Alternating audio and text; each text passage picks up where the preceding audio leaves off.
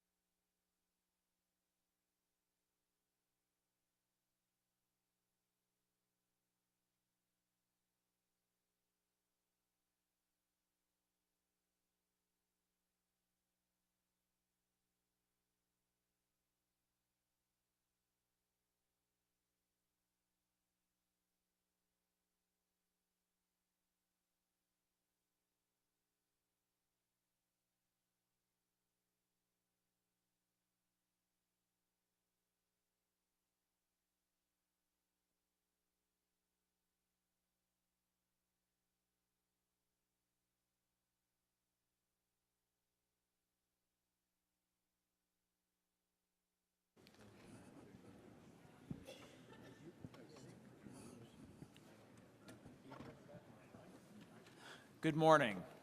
Writing for the majority in the Supreme Court decision handed down last month, Chief Justice John Roberts quoted the Lopez decision, writing, and I quote, "At the very least, we should pause to consider the implications of the government's arguments when confronted with such new conceptions of federal power," end quote. Whether or not one agrees or disagrees with the ruling of the Supreme Court or with the underlying law itself, the words of the Chief Justice have great meaning, particularly for the Congress and specifically for the House Committee on Ways and Means. On June 28, 2012, the Supreme Court narrowly ruled that the Democrat health care law's individual mandate was constitutional. The Court rejected the Obama administration's argument that such power is granted under the Commerce Clause or the Necessary and Proper Clause of the Constitution. But the Court accepted another argument put forth by the Obama administration that the individual mandate is a tax increase authorized under the Congress's taxing power. This holding is especially important for this committee. Under the Constitution's Origination Clause, all revenue measures must originate in the U.S. House of Representatives, and the rules of the House grant jurisdiction over revenue measures generally to the Committee on Ways and Means. That's why we're here today, to focus on the implications of the Supreme Court's ruling that the individual mandate is constitutional on the grounds that it is a tax. And in light of the Court's ruling, Congress now has the broad power to levy taxes far beyond the historic understanding of raising revenue. By all accounts, the discussion surrounding the individual mandate tax received only scant attention from the government's lawyers. They devoted just a mere 21 lines of the government's reply brief to the issue, and it was the subject of just 50 lines in the oral arguments held in March. Yet in the majority opinion, Justices Breyer, Ginsburg, Kagan, Sotomayor, and Chief Justice Roberts upheld the individual mandate as a tax. In doing so, they confirmed that the individual mandate, which President Obama, Senate Majority Leader Reid, House Minority Leader Pelosi, and the Obama administration's lawyers called essential to its health care law more than 100 times in their legal briefs, is a tax and must now be pursued solely under the Congress's taxing power. So as the Chief Justice Roberts suggested, today we pause to consider the implications. As a result of the Court's opinion, the limits on the Congress's taxing power are now anything but clear. Some may argue that this ruling simply reaffirms a power that Congress has always had. However, until the Democrats enacted their health care law and until the individual mandate tax was determined to be an acceptable use of Congress's taxing power, the power to tax has never been used to coerce people who do not purchase a specific product or service. This is the first indirect tax on inactivity in American history.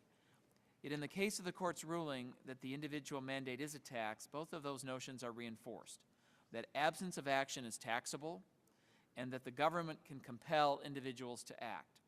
The purpose of the individual mandate tax is to force people to do what they otherwise may not freely choose to do. In this case, beginning in 2014, the federal government will force individuals to purchase government-approved health insurance.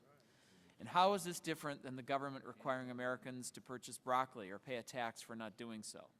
How is this different than the government requiring Americans to purchase low-fat or low-salt foods or pay a tax as a means to fight the obesity epidemic? After all, the case put forth by the Democrats and the President was that the individual mandate was necessary to improve the nation's health. Under that premise, what is there to stop future Congresses from using this taxing authority to compel a similar "it's good for the country" outcome?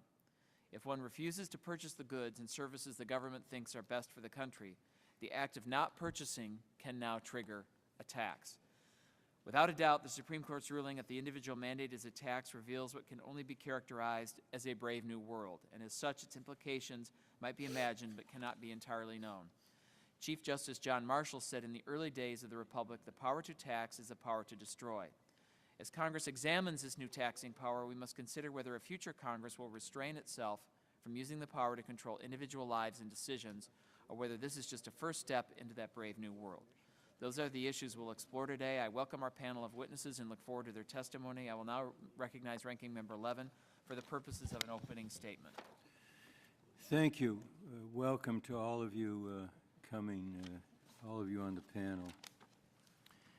As everyone knows by now, the individual responsibility requirement, the so-called mandate or the free rider provision in the Affordable Care Act, was modeled after a similar provision in Governor Romney's health care law in Massachusetts. Obamacare is Romney Care. The Supreme Court found the individual mandate in federal law to be constitutional. We are here today because Republicans want to discuss what it's called. So perhaps we should take linguistic lessons from Governor Mitt Romney. The Washington Post reported over the weekend, and I quote, "As the Massachusetts governor and then as a presidential candidate, Mr. Romney spent the next 6 years describing in a variety of different ways the possible punishments for ignoring the Massachusetts mandate as free rider surcharges, tax penalties, tax incentives, and sometimes just as penalties," end of quotes. The bottom line is whatever you call this, almost no one will have to pay. That's right, almost no one will have to pay it. The Congressional Budget Office estimates that only 1.4% of Americans will pay anything for refusing to purchase insurance. And that is just about identical to the percent of people in Massachusetts who have paid the penalty under Governor Romney's health care law, what Republicans like to call, I think, very inappropriately, a brave new world. For most people, the penalty will be about the cost of a health insurance plan, and most people would rather have insurance. That's what Mitt Romney thought. Here is how he described the mandate in 2005. I quote, "No more free riding, if you will, where an individual says, 'I'm not going to pay even though I can afford it. I'm not going to get insurance even though I can afford it. I'm instead going to just show up and make the taxpayers pay for me.' It's the ultimate conservative idea," Mr. Romney continued, "which is that people have responsibility for their own care, and they don't look to government to take care of them if they can afford to take care of themselves." End of quotes. That was in 2005. In April 2010, I quote, "Right now, in lots of parts of the country, if individuals do not have insurance, they can arrive at the hospital and be given free care paid for by government. Our current system is a big government system. A conservative approach is one that relies on individual responsibility. But in my view, and others are free to disagree, expecting people who can afford to buy insurance to do so is consistent with personal responsibility, and that's a cornerstone of conservatism." End of quotes. And it did not just start with Governor Romney. I would like to enter into the record the original Heritage Foundation report that introduced the concept of a mandate. I ask for Without objection. Bills with an individual responsibility provision have been co-sponsored by Republicans for decades. You all can run, but you can't hide. You're essentially trying to bloody the nose of something you were for before you were against it. And so you think you have found the right cudgel, the word tax, but it is a cudgel that is only going to impact 1.4 of Americans who are free riding off of our healthcare system, and in order to stop that, will pay a penalty. Republicans are also making another false claim that health care reform is a massive tax on the middle class. That is false. 70% of the revenues come from three sources: industries who agreed to the fees because they are benefiting from millions of new customers, free riders, and the top 3% of taxpayers. What this week is all about is not about taxes. It's about taking away extra protections against insurance company abuses. That's the Republican agenda this week. Repeal the pre-existing condition protection. Repeal the removal of annual and lifetime limits on benefits for the very sick. Repeal closing the prescription drug donut hole. Repeal young adults staying on their parents' insurance. Repeal the cap on premium increases. Middle-class families have enough to worry about these days as they struggle to recover from the worst recession in decades. Instead of making it harder for them by putting the insurance companies back in the driver's seat of our healthcare system, this committee should be focused, as a number of us have said so many times, on moving forward, on passing jobs legislation that we can all agree on, instead of blocking its arrival on the floor of the House of Representatives. Today we're joined by a distinguished panel of constitutional scholars. Mr. Stephen Bradbury is a partner with Deckard LLP, and he has served as the head of the Office of Legal Counsel in the Department of Justice.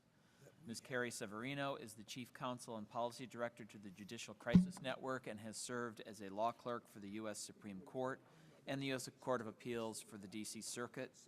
Mr. Lee Casey is a partner with Baker and Hostetler and has served in the Office of Legal Counsel and the Office of Legal Policy in the Department of Justice. And Mr. Walter Dellinger is a partner with O'Melveny and Myers. Mr. Dellinger has served as the Solicitor General of the United States. You'll each have 5 minutes to present your oral testimony. We do have your written statements in advance. Thank you for those. Your entire written testimony will be made part of the record, and Mr. Bradbury will begin with you. You're now recognized for 5 minutes. Thank you, Chairman Camp, Ranking Member Levin, and distinguished members of the committee. It's an honor to appear before you today to share some observations about the Supreme Court's rulings on the Affordable Care Act. First, while I believe the Court's reasoning on the Commerce Clause is quite positive and historic, I'm concerned that the decision to uphold the minimum coverage provision as a tax has the potential to unleash the coercive power of the federal government in a different guise. When Congress enacted the Affordable Care Act, it plainly thought the individual mandate was necessary to make the law work. The mandate was intended to compel younger, healthier Americans to subsidize the insurance costs of others. And it was designed to counteract the moral hazard caused by the guaranteed issue and community rating regulations, which Congress recognized create a strong incentive for people to forego buying insurance until they actually need it. Congress thought it could use its Commerce Clause power to command people to buy insurance, and that's how the individual mandate was primarily defended at the court. But a majority of the court rejected this argument and concluded that the mandate exceeded Congress's powers under the Commerce and Necessary and Proper clauses of the Constitution. I believe that conclusion is a holding of the court and will prove to be enormously consequential for generations to come. At the same time, though, the court upheld the so-called shared responsibility payment as a tax. This ruling means the minimum coverage provision is no longer a direct legal mandate, As the Chief Justice explained, to uphold the provision under the taxing power, the court had to read the mandate out of the statute. Instead of saying that all Americans shall maintain health insurance coverage, the law is now interpreted to say only that certain individuals must pay a tax increase if they don't have insurance. It's fair to ask how this ruling changes the law Congress thought it was enacting, and how Congress might try to toughen the tax provision in the future to preserve the original purposes of the mandate. Back when the law was understood by everyone to include a legal mandate, the Congressional Budget Office projected that approximately 3.9 million Americans would opt to pay the penalty rather than comply with the mandate. It's logical to understand that this earlier CBO projection was based in part on the assumption that most Americans would naturally feel a strong moral imperative to comply with the law, even if it wasn't enforced with criminal sanctions. Now that the Supreme Court has announced to the whole world that the minimum coverage provision is not a legal mandate, but only a tax assessment, it's equally logical to assume that the actual number of individuals who will choose to pay the tax rather than purchase insurance will be greater than originally projected. That result is likely because, for most people, the amount of the tax payment is currently going to be much less than the actual cost of an insurance policy.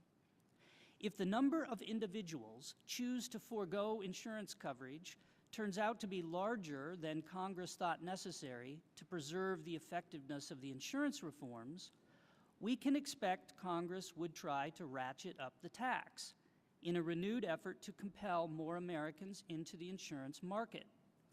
Although the court has said that a tax can't be punitive, the Constitution grants Congress wide latitude in setting the amount of a tax, even if the tax is so high that it coerces desired behavior or squelches undesired conduct.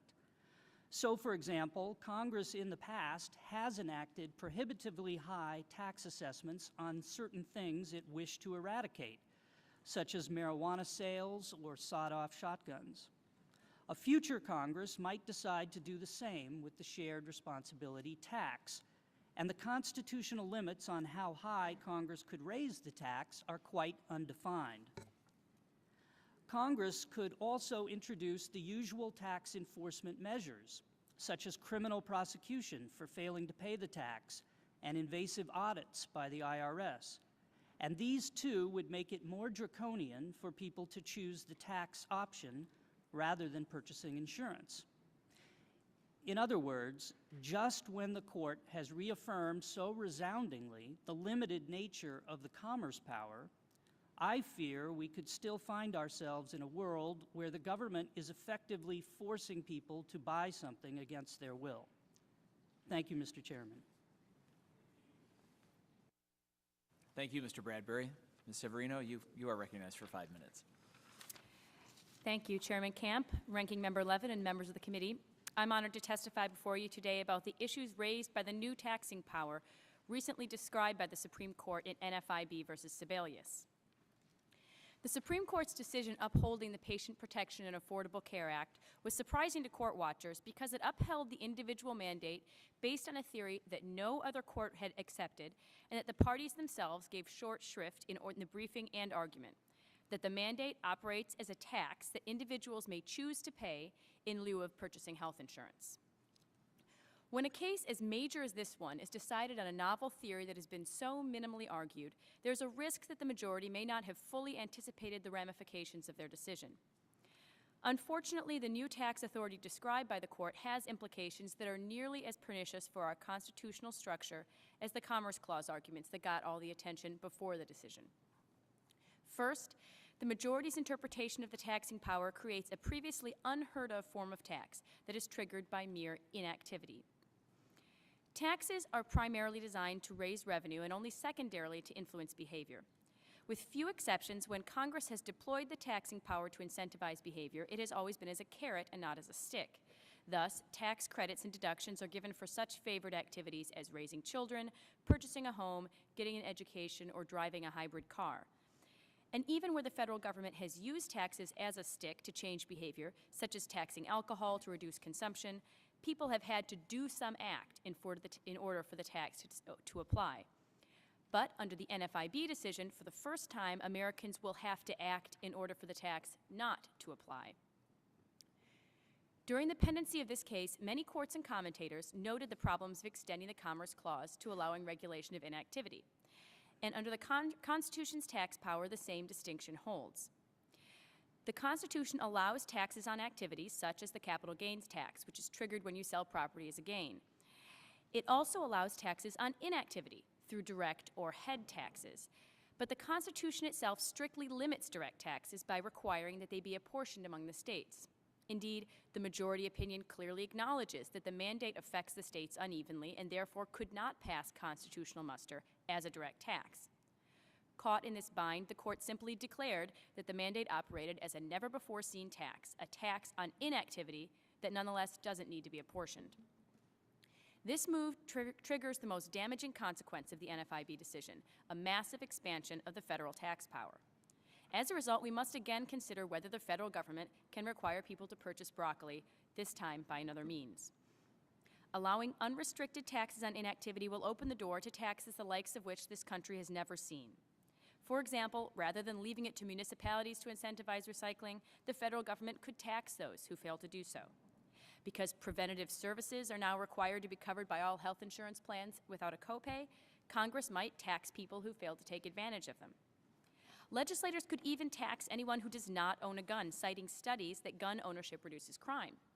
And forget tax incentives for installing solar panels, Congress can now just impose a tax on Americans who refuse to buy them. Whether any of these proposals are good or bad public policy is beside the point. The point is that Congress can now levy any or all of these taxes in the wake of the NFIB decision. Finally, this new tax regime could dramatically erode democratic accountability. The great Chief Justice Marshall recognized what the founders were keenly aware of, that an unlimited power to a tax involves necessarily the power to destroy. As such, the Constitution's allocation of the taxing power to the House of Representatives was specifically designed to maximize the public accountability for this most dangerous power. It is practically undisputed that the health care law would have died in Congress if it were acknowledged by its backers to be a tax that hit heavily on the middle class.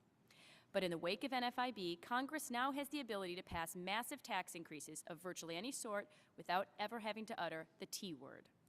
If elected officials are allowed to represent one thing to the people, it's a penalty, and another to the courts, it's a tax. The democratic accountability envisioned by our founders will have been lost. But even where Congress is acting with pure intentions, those intentions may not be respected by the courts, who may rewrite a statute in order to save it. That takes the tax power out of the branch of government that's most representative and puts it in the judicial branch, the one purposely insulated from ever having to answer to the American people. As we approach the point where there are no judicially enforceable limits on the enumerated powers of Congress, the most important limits on future legislators will be those they are willing to impose on themselves. Thank you. Thank you very much. Mr. Casey, you have 5 minutes. Thank you, Mr. Chairman, Ranking Member Levin, and members of the committee. It is an honor to be here to discuss these very important issues this morning. In assessing the Supreme Court's ruling in National Federation of Independent Business versus Sebelius, it is important to note that the decision has articulated clear limits on both the Commerce Clause and the Necessary and Proper Clause, holding that neither of these provisions can form the basis of a general police power like that enjoyed by the states. In addition, the court also made clear that its decision in South Dakota versus Dole does have teeth. Congress cannot use federal spending as a means to coerce the states into adopting or implementing federal programs. These aspects of the decision are enormously significant and positive. Nevertheless, in upholding the Affordable Care Act's individual mandate as a tax, the Supreme Court has fashioned a breathtaking new power for Congress. The court held that Congress can tax not only property or income or commercial activity, but also the mere failure to undertake some course of action.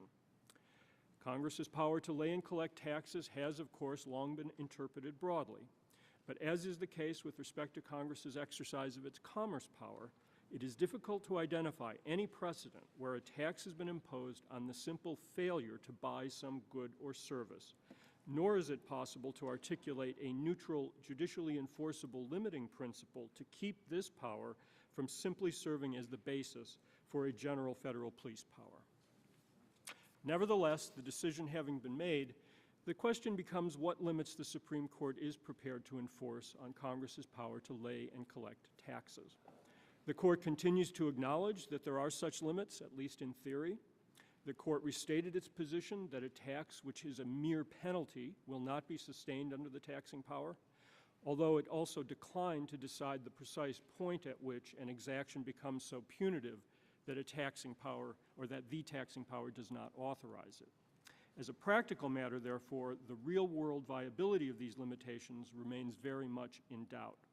This is especially the case because the NFIB Court also severely restricted application of another basic constitutional limitation on the taxing power, the requirement that direct taxes be apportioned among the states on the basis of population. The Court avoided holding the individual mandate unconstitutional as an unapportioned direct tax by narrowing the meaning of direct taxes to capitation or head taxes and taxes on real property. Moreover, in upholding the mandate as a tax, the Court suggested that the judiciary is not bound by Congress's own clear reliance on the commerce power in enacting that requirement. Here, the Court relied on the long-standing rule that in determining whether or not a particular exaction is a tax, it will disregard the label Congress may have used and view its substance and application. This, of course, is based on the obviously correct premise that Congress can neither expand nor contract its enumerated powers by simple labeling. Before this case was decided, however, that rule was never applied in a manner suggesting that Congress could not choose which of its enumerated powers to rely on in enacting legislation, or that the courts were not bound by that choice once made and clearly expressed. Arguably, this choice was not clearly expressed in the Affordable Care Act. Although it identified the commerce power as support for the mandate, the statute admittedly did not specifically disclaim reliance on the taxing power. In the future, therefore, Congress can put some limitation on the taxing power, albeit a self-imposed one, by stating plainly when it is and when it is not invoking its power to lay and collect taxes. Such a truth in legislating requirement would also permit the citizenry at large to accurately assess responsibility for any particular exaction. This will help to preserve the accountability the Constitution sought to guarantee by granting Congress limited and enumerated rather than general legislative powers. Thank you. Thank you, Mr. Casey. Mr. Dellinger, you're recognized for 5 minutes. Thank you, Chairman. Thank you, Chairman Camp and Ranking Member Levin and members of the committee. You have my written statement, so I would like to begin by responding to the comments made by this very thoughtful group of colleagues I have with me here today. First of all, I want to respond to the notion that this was the provision in question, 5000A, was a heavy tax increase on the middle class. I think that is clearly incorrect. As Ranking Member Levin noted, this provision only applies to somewhere between 1% and 2% of the public. It's a modest financial incentive that is imposed. It's $95 the first year and never exceeds 2.5% of income. It's imposed only on that very small part of the population that chooses to go without health insurance and thereby to impose the risk of the cost of illness or injury on fellow citizens. It obviously does not apply to anyone who is on Medicare or over 65. It doesn't apply to anyone who has insurance through their employment. It doesn't apply to those who have insurance through the Medicaid program. It doesn't apply to those who have insurance through their college. It doesn't apply to those who have individual policies, but only to those who choose not to do so. That's a very small percent, and in upholding it, the court said it leaves people with a real choice. There is no mandate here. You pay a modest financial penalty, never to exceed the cost of insurance and never to exceed 2.5% if you choose not to have insurance. And what role does it play? think how critical it is to what this bill does accomplish. This is legislation which guarantees to 100 million Americans that they will never have to worry about lifetime caps on their insurance. That tells 5 million young people that they can stay on their parents' insurance policy until they're 26. It tells more than 5 million senior citizens that they do not have to worry about a higher cost of prescription drugs in the donut hole, and that expands coverage to perhaps as many as 30 million people who will be able to see a doctor when they're sick or can go to see a doctor when they have a child who is ill. Finally, and most critically, it says that no one can be turned down for health insurance because they have a pre-existing condition, which could have been asthma, it could have been birth by cesarean. No one will have to face an extraordinary jump in their premiums because they have a child born with a birth defect. But if you do that, if you guarantee people the right to have insurance when they need it, you have to have an incentive for those people to buy insurance before they need to. And that's why the Massachusetts model was used here, to give a financial incentive through a tax penalty on those who fail to have insurance.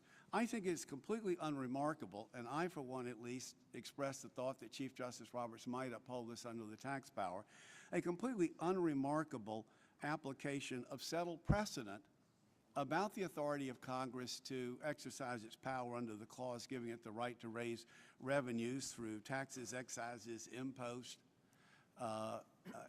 and through other revenue devices. It was, to me, unremarkable that the court upheld this. And indeed, any other decision, in my view, would have serious implications for the self-government of the American people through their elected representatives. As the Chief Justice noted, the tax power is subject to all the constraints of the Bill of Rights. You can't tax one party or one religion more than another. And if you actually have something which coerces people into activities that they would choose not to, it is so punitive an amount, the court will police the outer boundaries of that. But to have the court second-guess the Congress on whether an incentive is too great an incentive, I think substitutes the judgment of 5 people who have never been elected for the judgment of the elected representatives of the people. And for the court to say, we're going to leave to the Congress of the United States the determination within these constitutional boundaries of how and whether to encourage people or discourage people from engaging in activities through the revenue-raising powers. When they say we're going to defer the judgment of Congress, that means we're going to have government of the people, by the people, and for the people, and not government by judiciary. Well, thank you, Mr. Dellinger. Thank you all for your testimony. The Constitution requires that tax measures originate in the House of Representatives, and this committee is the only House committee authorized to consider such measures. At the outset, I think it's critical for us to understand what kind of tax is the individual mandate tax, and the Constitution contemplates only 2 forms of taxation: direct taxes, such as capitation and property taxes, which are subject to apportionment requirements, as well as income taxes authorized under the 16th Amendment, and indirect taxes, such as duties, imposts, and excises. And based on that power and the court's opinion, I'd like to ask each one of our panel of experts, just what kind of tax is this? Mr. Bradbury, I'll start with you. Well, before the Supreme Court's ruling, I would have said it's a direct tax. It doesn't fall into any of the other categories we're used to seeing. Even though it's paid on an income tax return, it's not an income tax. It's a specified surcharge. Court said it's not a direct tax. I would like to have seen a lot more briefing on that question. I think that's a very hard question at a minimum. Right. Ms. Severino? Yes, and the dissent in this case points out that this is a difficult constitutional question. It's about first impression. This is a tax. It doesn't look exactly like the other direct taxes we've seen. The Chief Justice is correct on that point, but it also looks nothing like indirect taxes we've seen before. It's clearly not an income tax. It's not an excise. It's not a duty. And the question is it more like a direct tax or an indirect tax? I think given the fact that it's operating on inactivity, it seems much more like a direct tax to me. than it does as an indirect tax. Unfortunately, the court, I think, went on with, as the dissent called it, a lick and a promise, and just said, close enough, it doesn't look like the direct taxes we've seen before. We'll call it indirect, but I think the problem is it doesn't look like anything we've seen before in terms of a tax. So we could have used a lot more discussion on that question. All right. Mr. Casey. I agree with that. To the extent that this provision ever looked like a tax before the court decided that that's what it was a direct tax that had not been apportioned, or at least that's what it looked like. The court has now said it's not a direct tax. That was necessary to upholding it, because otherwise the tax would have been invalid as not being apportioned. So the court has told us that it is an indirect tax. All right. Mr. Dellinger. Well, this is the face of the statute says it's a penalty enforceable under the tax code. The taxing power includes the authority to have penalties for failure to pay in a timely fashion. There are a range of things that can be done under the tax power. In this case, it's measured in part by income. It is on the face of it an amendment to the Internal Revenue Code. It provides that you pay an additional $95 that increases to 2.5%. If you don't maintain adequate insurance coverage, that to me seems no different than the fact that your tax bill is higher if you engage in the, quote, inactivity of not putting aside funds for your children's education. It operates no differently than the tax incentives in the law, of which there are many and of which this committee is well familiar. The amount you pay to the government goes up or down depending upon a number of matters, like whether you can take deductions for a home mortgage. If you simply do nothing, if you don't get a home mortgage, your tax is higher. If you don't get put aside money for your children's education or for your own professional development, you pay a higher amount to the federal government. I think it's in fact no different from that and unremarkable in that respect. So is it direct or indirect in your opinion? Well, it's not a direct tax because the court has never held anything to be a direct tax for a very good reason. This was done to protect the slave states by making sure that the property in slaves could not be taxed in a way that was disproportionate. And what the court has held, that direct taxes consist of taxes on capitation, that is on every single person, like a poll tax, or taxes on property or the proceeds from property. This is none of those, so it does not have to be apportioned. It's an indirect tax then, in your opinion? Well, I'm not, the nomenclature battle about whether you call this a tax or a tax penalty or a penalty strikes me as completely unfruitful. It's like asking whether a member who goes fishing is a congressman or a fisherman. The law says it's a penalty paid under the tax power as part of your income tax, and it says exactly what it's for on the face of the bill and exactly what the conditions are and exactly what the amount is.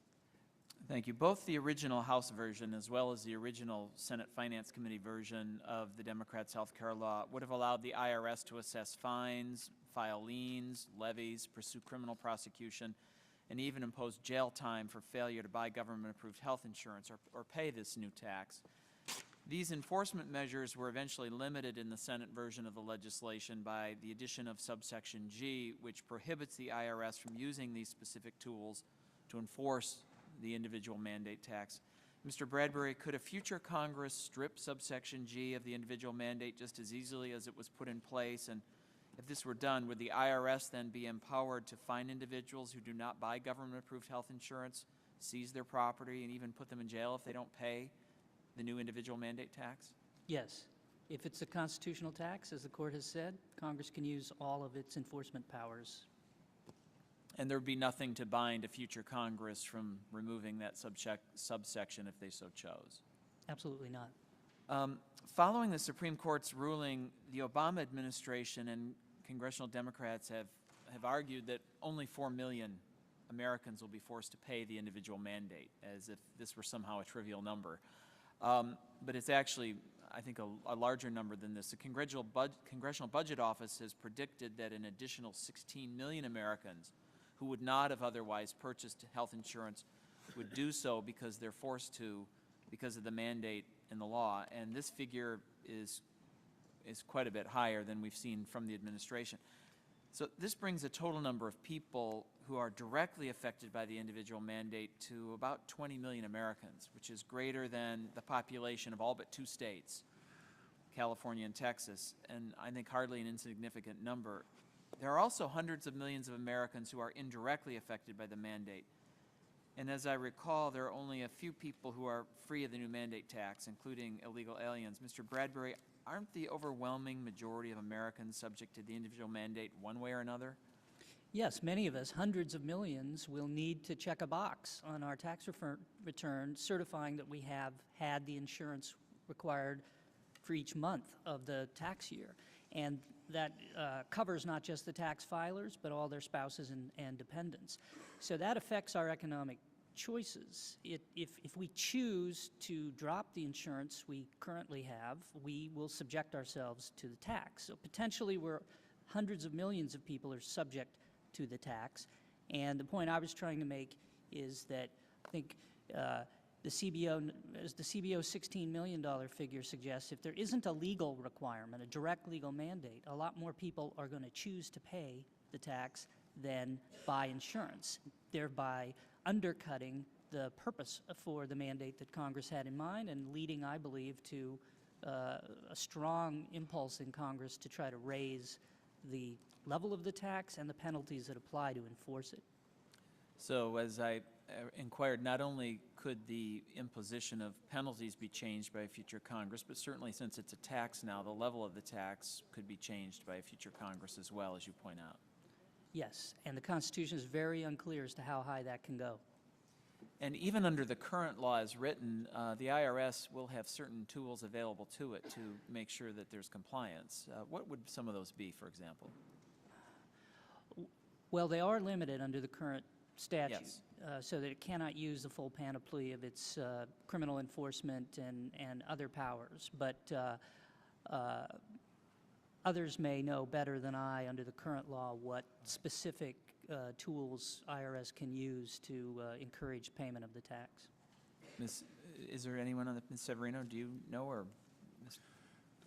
I think, Mr. Chairman, that under thinking the they under certainly present could still audit, right? under present law, I believe the only tool that is available is to withholding parts of a refund. If a refund And is certainly auditing a return to make sure that you've checked the correct box and that you actually have quote-unquote government-approved insurance. Wouldn't that be a tool that still would be available to the IRS? Yes. All right. Thank you. Mr. Levin. Can I answer Yes. your question? But you asked 2 very good questions. Aren't those directly affected considerably more than the 4 million who will choose to pay the penalty? Isn't the estimate that an additional 15 million people will purchase insurance because of the incentive of this tax penalty? And doesn't that affect hundreds of millions? I just wanted to briefly say, to me, I think the theory of the law is, and what Congress passed, is it's a good thing that 15 million additional people will obtain health insurance. And that does have a very significant effect on the rest of the country, because the rest of the country has been on the hook for those people's medical bills. And we have a very inefficient system where people that don't have health insurance, they wind up in emergency rooms, and the cost gets paid in other people's premiums. So it is estimated that other Americans' insurance premiums will go down precisely because there are going to be 15 million more Americans who will have health insurance because of the incentives created by this law. And the judgment of Congress was that that was a good thing, not a bad thing. And I think the issue there would be at what cost, but we're not really getting into that now. I'll yield to Mr. Levin at this point to inquire. Well, thank you for coming. And I think all of us have a lot of respect for your talents. And I don't suggest that this is why you're here. I think that it's important that no one be able to scare the American people by suggesting the sky is falling or that some wolf will be at their door. The law restricts what can be done to implement it. There can't be jail and all of that. And to suggest that Congress is going to use this authority to run wild, I think, sells short the abilities and the talents and the judgment of this institution. We've been wrestling with the issue of health insurance for over 70 years. For over 70 years, even longer. And this Congress, by a majority vote, decided to chart a course where more and more people would be covered. Now 50 million who are not. That was, with a small d, a democratic decision. We did not spend endless hours deciding whether it was the Commerce Clause or the taxing authority. We thought we had the authority to respond to the needs of the American people. So I know you're not here to scare us or scare the American people, and I hope you won't let anybody force you into that position. It's possible, I suppose, to come up with legal theories as to what might happen. You know, Social Security, everybody has to pay taxes. Everybody. There's a small exception, I think, in terms of a religious view. So anybody who works pays taxes. And you can talk about this in terms of activity or inactivity. Everybody wants to earn a living and wants to work, and if they do, they pay FICA taxes. And I haven't gone back and looked at Supreme Court decisions how many years ago now? 70, 80 years ago? I'm sure there was an issue as to whether this institution had the power to say to everybody, you work, you pay. And essentially what was said here was, you're all part of a health structure in this country. And if you go, you're going to go at some point in most every instance and receive health care, so you should participate. And you should not be free riders. That's what was said by Mitt Romney in Massachusetts. And Mr. Neal is shaking his head.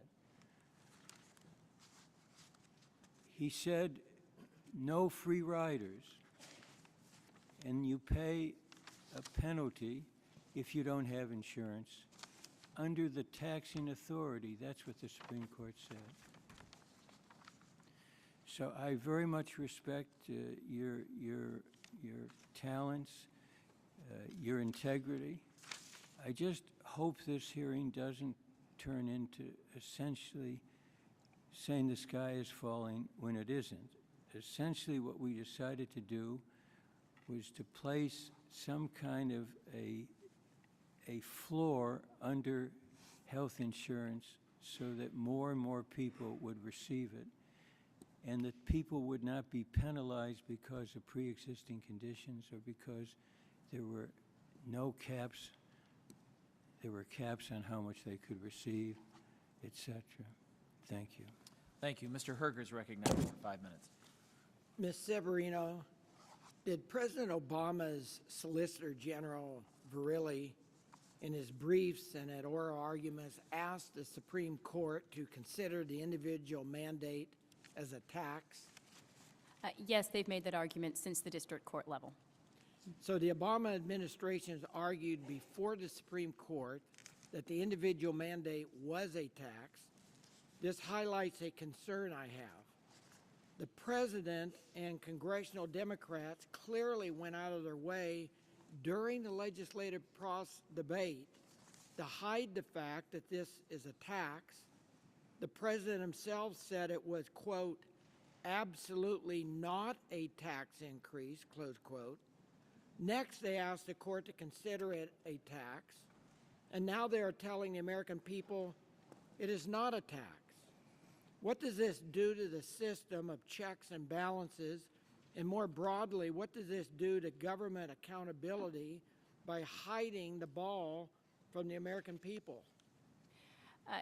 Yes, I agree, Representative Herger. This is what I was trying to talk about when I was looking at the accountability problems. We have a system where the tax power has been interpreted very broadly by the Supreme Court, in part because there is a strong democratic check on the tax power, because no one likes to see their representatives raising their taxes, and so we assume the American people are going to be holding their representatives accountable. This is why the founders purposely put the taxing power in the House of Representatives, where individuals represent the people proportionately, and where everyone's subject to more frequent elections. So you have to answer at least every 2 years to the people if you raise taxes. That system of accountability only works if we actually can trust what our members of Congress are telling us. If they tell us, we're raising taxes, here's why we need to do it, you've listed lots of good policy reasons you might want to impose a tax to enforce this kind of health care law, that's one thing, but it's undermines the accountability of our system to say it's not a tax and you're passing it, and when the American people are holding their people accountable to it, and then afterwards to say now it is a tax, or as the president is doing, to say it's not, to say it is in court, and then to go back the next day on the press and say it's not. Mr. Bradbury, the president has repeatedly stated that he would not raise taxes for individuals earning less than $200,000 and married couples earning less than $250,000. However, there are more than a dozen tax increases contained in Obamacare that would hit the same individuals that the president claimed he'd protect. According to the Congressional Budget Office, roughly 75% of those expected to pay the individual mandate tax will be individuals earning less than $59,000 per year, or families of 4 earning less than $120,000 per year. Doesn't this break the president's pledge? Well, Congressman Herger, I think I will beg off from commenting on the president's pledge directly, but I will say that it is clear that under the terms of the statute, the shared responsibility tax has to be paid by any taxpayer for whom the price of the average policy is less than 8% of their income. And that is a lot of people below the levels that you described. And as the CBO said, it is expected that millions of people in those income categories, for their own independent economic decisions, will choose to pay the tax rather than purchase insurance. So it will apply to them. And I will say that there are other provisions in the law, taxes and other cost increases through the regulations, that are likely to cause, as I understand it, employer-sponsored health plans to get more expensive.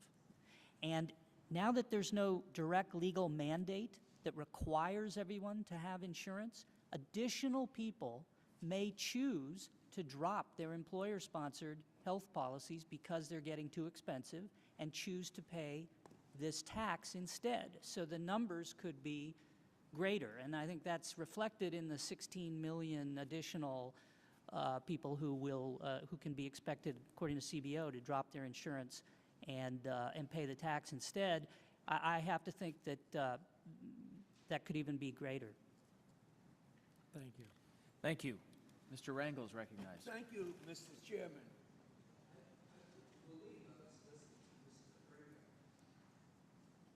Complain about the president's or the administration's ambiguity about a penalty, a tax, or both. I have to tell you, as one politician to the other, I find the position we find ourselves in as Democrats a hell of a lot easier to deal with than the one Mr. Romney's presenting. But after you conclude one way or the other whether the administration has made up its mind, whether it's a penalty or a tax, I hope you come with me and help me to figure out where Mr. Romney is on that very same question. In any event, I think we did make a lot of mistakes as Democrats in not really being able to sell the benefits of this program. I also believe that inherently people are not excited about help that they don't really need. I think the fact that most all Americans are fortunate enough to have health insurance, it's a little difficult when you're talking about a tax or a penalty to get excited about someone that doesn't have it. But I think the administration has not made the case that uninsured people get health care. Mr. Dellinger, I wish you could share with the fact that notwithstanding the fact that we got 30, 40 million people that don't have health insurance, that it doesn't mean they're not getting health care, and that this health care that they get is not free, it has to be paid for, and that once we find some way to take this burden off of the existing policyholders and other people, it's actually a reduction in the cost for most all Americans. Could you make that argument that this is a reduction in costs for the millions of Americans, and 98% of that only 40 million people who are getting free health care will have to pay for this? Could you share that view? Mr. Rangel, you are exactly right. Our present health care system is quite dysfunctional, and there's a strong conservative case to be made for supporting this kind of health care reform. Here's what happens with the 30, 40 million Americans or more who are uninsured. First of all, they go without care and treatment for themselves and their children in many instances. In other instances, they show up in the emergency room, which is a highly inefficient way to do it. Thirdly, they get health care far too late. It's much cheaper to pay for mammograms than it is to deal with metastasized breast cancer. And fourthly, what happens is the cost is shifted to other people and is reflected in other Americans' premium. That is why if we do succeed in expanding coverage to tens of millions of more Americans, then the average premium goes down for Americans by $1,000 or so. So it does have that effect of making it a more efficient system. And unlike the single-payer plan favored by many Democrats, this is the option that gives people an incentive to have private health insurance. Mr. Levin was correct in reminding us that Social Security was challenged very much in the same way in 1937. The challenger said, if you can set the retirement age at 65, Congress could set it at 25. They said a minimum wage of $5 an hour could be increased to a minimum wage of $5,000 an hour. But the court rejected that kind of second guessing and left those decisions to Congress, as I think it did at the end of the day with this provision. Also, Mr. Hergers, if I can respond to your very good question about whether there's some bait and switch going on. This tax or penalty or tax penalty or whatever you want to call it, this provision was right on the face of the statute.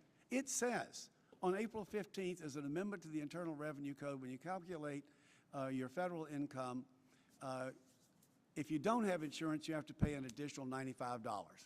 That goes up. But there was never any doubt about that. And the Solicitor General made that argument clear. But the reason that Governor Romney and President Reagan, Governor Romney and President Obama Both were said to have increased taxes. Both of them said they didn't increase taxes because not a single person in Massachusetts or America has to pay 1 cent more in taxes if you'll just have adequate health insurance and not put that cost on others. In that sense, it was not a tax increase in Massachusetts, and it's not a tax increase in the United States. Thank you. Time has expired. Mr. Johnson's recognized. Thank you, Mr. Chairman. I'd like to ask all of you, really, have we ever in the history of our country had a tax imposed on an individual for failing to engage in an activity? Simple yes or no. Not that I know of, no. I'm also unaware of any. I don't believe so. I think the answer is yes, we have in the form of higher tax bills. Higher tax bills if you don't engage in certain activity like putting money aside for retirement, for college education, for home stuff. I don't know of any instance where it's not done by a tax deduction or a tax incentive, but I Okay. don't think it's a remarkable It's not a do, Mr. deduction. Johnson. As Chief Justice John Marshall once said, the power to tax involves the power to destroy. Doesn't this ruling in effect destroy the individual freedom to abstain from government-mandated activities, say to buy an electric vehicle or install energy-efficient windows or eat broccoli? Yes or no? Just the first three of you, please. No, thank you, thank you. I'm good. Yes or no, please. I think that's correct. I agree. What did I make? Mr. Bradbury, in your testimony, you say, in addition to raising the amount of the tax itself, Congress has a host of coercive tax enforcement mechanisms that it could also introduce to ensure greater compliance with the tax requirement. Would that include the IRS seizing American homes and bank accounts? Yes. Thank you. Mr. Bradbury, I'm holding a copy of the handwritten note from the Chief of Staff of the Joint Committee on Taxation, Mr. Bartold, and I ask unanimous consent that it be entered into the record. Without objection. Mr. Bartold wrote in this note to then Senator John Ensign during the Senate Finance Committee markup of the health care law in late September 2009. At the time, the Senate bill included the enforcement mechanisms associated with income tax. Senator Ensign and some others began asking if Americans could be thrown in jail for refusing to purchase health insurance. Dear Senator Ensign, Section 7203 of the Code provides that if there is a willful failure to file, pay, maintain appropriate records and the like, that the taxpayer may be charged with a misdemeanor with a penalty of up to $25,000 and not more than 1 year in jail. Felony tax evasion provides for restitution and a fine up to $100,000 for an individual and up to 5 years in jail. Sincerely, Thomas Bartold. The enforcement mechanisms mentioned by Mr. Bartold that could be used against individuals who refuse to purchase health insurance were later removed from the bill, but given that they are in fact mechanisms to enforce a tax, not a penalty, the ruling of the court allows these to be put back in if Congress chooses to do so. Mr. Bradbury, would you comment on that? As you indicate, Congressman, it would require an amendment in the statute.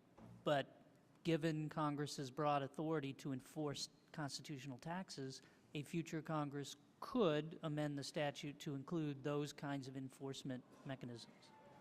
So the bottom line is that a future Congress can change the law to send Americans who fail to buy insurance to jail. True or false? Who fail to buy insurance and fail to pay the tax. They could set the tax very high to try to force them to buy the insurance, but if they choose not to buy the insurance and fail to pay the tax, Congress could add criminal enforcement mechanisms to the statute for those who attempt to avoid paying the tax. Thank you, sir. I yield back. Thank you. Mr. Stark is recognized. Thank you, Mr. Chairman, and thank the witnesses for their participation. I just wanted to check with Mrs. Severino. I think in the past, once or twice, you've indicated that the only recourse that you'd have here is, if you didn't like this program, would be to move to another country. And I wonder if you know of any other country that you could move to that did not have universal health coverage paid by the taxpayers? I certainly don't think that the United States is the only country in the world that does not have that. If you could find one, I'd probably take up a collection to get you a one-way ticket there. But I'd be interested in knowing where that might be. Mr. Chairman, I'd like to yield the balance of my time to Mr. Doggett. Ms. Severino, do you have health insurance yourself? Yes, I do. And Mr. Casey, are you covered by a group health insurance policy? I'm sorry, Or by a group health insurance policy? yes, I am. And Mr. Bradbury, are you also covered by group health insurance? Yes, sir. I'd like to put a chart up and ask Mr. Dellinger, are you covered by health insurance, sir? Mr. Doggett, I'm eligible for Medicare, thank you. Well, Thank you for the compliment of thinking I was still on. I'm impressed by that, as I am by all of your testimony, and you really made the point of this chart, but I wanted to demonstrate it graphically because all three of the experts who have offered insight this morning that were summoned here at the request of our Republican colleagues are in the same situation as 98.8% of the American people, in that they will not have to pay the tax of which they complain. And you've just pointed out, again, a really big segment of our population, Mr. Dellinger, who, like yourself, there is not a single person who is on Medicare or about to come on Medicare by the time that this act becomes fully effective who would be subject to this tax, right? That is correct. And anyone who's covered by a group health insurance policy, whether public or private employer, they won't be affected by this tax. I have always been struck by the notion that this relatively modest incentive to have insurance coverage was seen as the sort of end of liberty as we know it. If you go to work in the economy and you earn $18,000 a year and are subject to federal income taxes and FICA taxes, you're told you have to pay 7.5% for Social Security for your old age sustenance. You're told you have another percentage to pay for Medicare for your health care after 65. And if you don't have insurance coverage, you're going to have to pay up to 2.5% as an additional sum to be paid.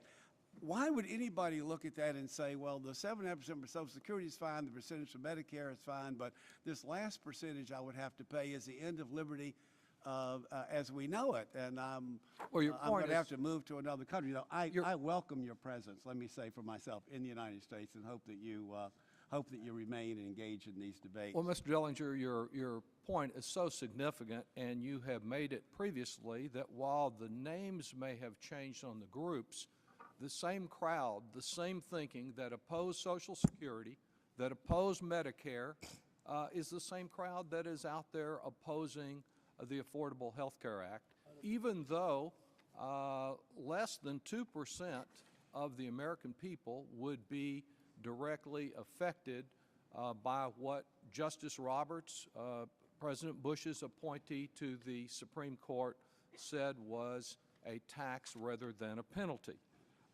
Now, with reference to that tax, I understand Mr. Bradbury's testimony to be that even for the less than 2% of the people that are covered, the tax is so low, so modest, that Congress may choose to raise it in the future. Is it overall, it is, I believe in the first year, your testimony, $95 is the total amount of the tax if you're among the 2% who choose not to buy insurance even though you have the capacity to afford it and prefer to shift your health care cost to somebody else? That's correct. And with reference to the estimate, of course, of 1.2%, that was done by the Independent Congressional Budget Office on the final bill as it became law after it passed the Senate. So perhaps it goes up or goes down a little bit. It is only an estimate, but it is a very small number of people that are affected, and I yield back. Thank you. Mr. Ryan is recognized. All right. Mr. Teaberry is recognized. Thank you, Mr. Chairman. Let's follow up on Mr. Doggett's point about the 2%. Ms. Severino, let's set the record straight. And I wasn't going to go there, but let's go there. 2%, that's just a guess, because tomorrow, when this, or next year when this goes into effect, your employer could be determined not to be in compliance by some federal bureaucrat with the insurance coverage that your employer is giving you. And thus, a married couple who has insurance today could end up being forced to pay this tax penalty because they don't comply, their insurance doesn't comply with what the federal government determines is appropriate. Isn't that correct? Yes, and actually, given some of the religious freedom concerns that are involved in the mandatory coverage as well, we may be facing that situation in our house. So this is potentially much bigger depending on what the federal government determines what's appropriate level of coverage. Not just this 2%. Could apply to people who have insurance today and are happy with that insurance. That's correct. Mr. Dillinger, I got to go there too. Let's just assume that I have a gas-guzzling SUV and you have an electric-powered, wonderful automobile. And a future Congress determines, you know what, I'm a bad guy because I am contributing to a very poor environment with my gas-guzzling SUV. And society's paying for that. While you, I determine as a future Congress, are complying and are paying for my sin. Couldn't I, as a Congress, under this provision, I'd love to hear what others have to say, you know what, we're going to penalize Mr. Teaberry for driving a gas-guzzling SUV, and we're going to install a penalty of, we'll make it low at first, $10,000 to buy an SUV. Isn't that true under this proposal? Or under Sure. This proposal, under this ruling? Sure? Well, not under this ruling. No, under the Chief Justice ruling. I understand that, but it is true that that is correct under the Chief Justice's ruling, but it would also have been correct before the Chief Justice's ruling.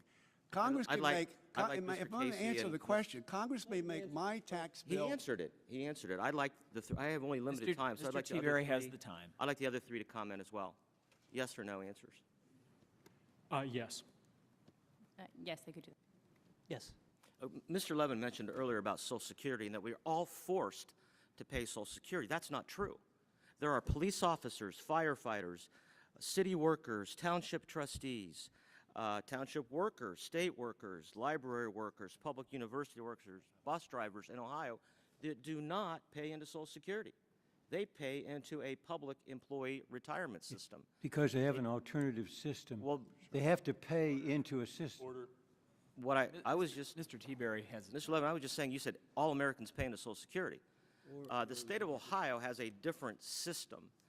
And it just came to me as he was saying that, and I don't know, Mr. Bradbury, if you were familiar with that system or not in Ohio. Maybe Mr. Casey is, since he works for an Ohio law firm. Would this, Mr. Casey, would it make it easier for us on the Ways and Means Committee to compel those, I would argue we already have the ability to do it, but would this make it easier under the Chief Justice's ruling to allow for us to force those people who are now outside of Social Security to be put into Social Security? Well, I think it certainly, you could certainly conceive of circumstances where that could happen. The fact is, the way the Chief Justice read the law suggests that if Congress wanted to achieve something like that and didn't really necessarily want to have it obvious that that was going on, that indeed you could do that and the courts would indeed uphold it. Mr. Bradbury, under this ruling, the IRS obviously is going to be tasked with the charge of making sure we all comply as Americans to this ruling. They clearly don't have the ability to offer civil penalties today. They can only do it, as Mr. Dillinger said, through a refund. How likely is it that a future Congress under this ruling could impose criminal penalties through the IRS, further auditing abilities, or other impositions through the Internal Revenue Code? Well, it would simply take a majority of Congress to do that. And the point of my testimony was the original CBO estimates of how many will choose to pay the tax, I think, are now off-kilter given the court's ruling that there isn't, in fact, a direct mandate. and that I think it's logical to assume that more people under the current low level of tax assessment in the law will make a rational economic decision not to purchase insurance and instead to pay the tax. Time has expired. Thank Mr. McDermott's recognized. Thank you, Mr. Chairman. Mr. Dellinger, I think this is sort of an interesting hearing because it's the first time I've ever heard the Republican Party argue for irresponsibility and flagrant throwing your responsibility off on somebody else. The party of individual responsibility is saying here that people should not be forced, even though we know they're going to get sick, they should not be forced. And they should be allowed to do whatever they want. Have you ever heard before that argument made in any case? And I would like you to answer Mr. Teaberry. He cut you off because I think we had that power before the Chief Justice made the ruling. So please.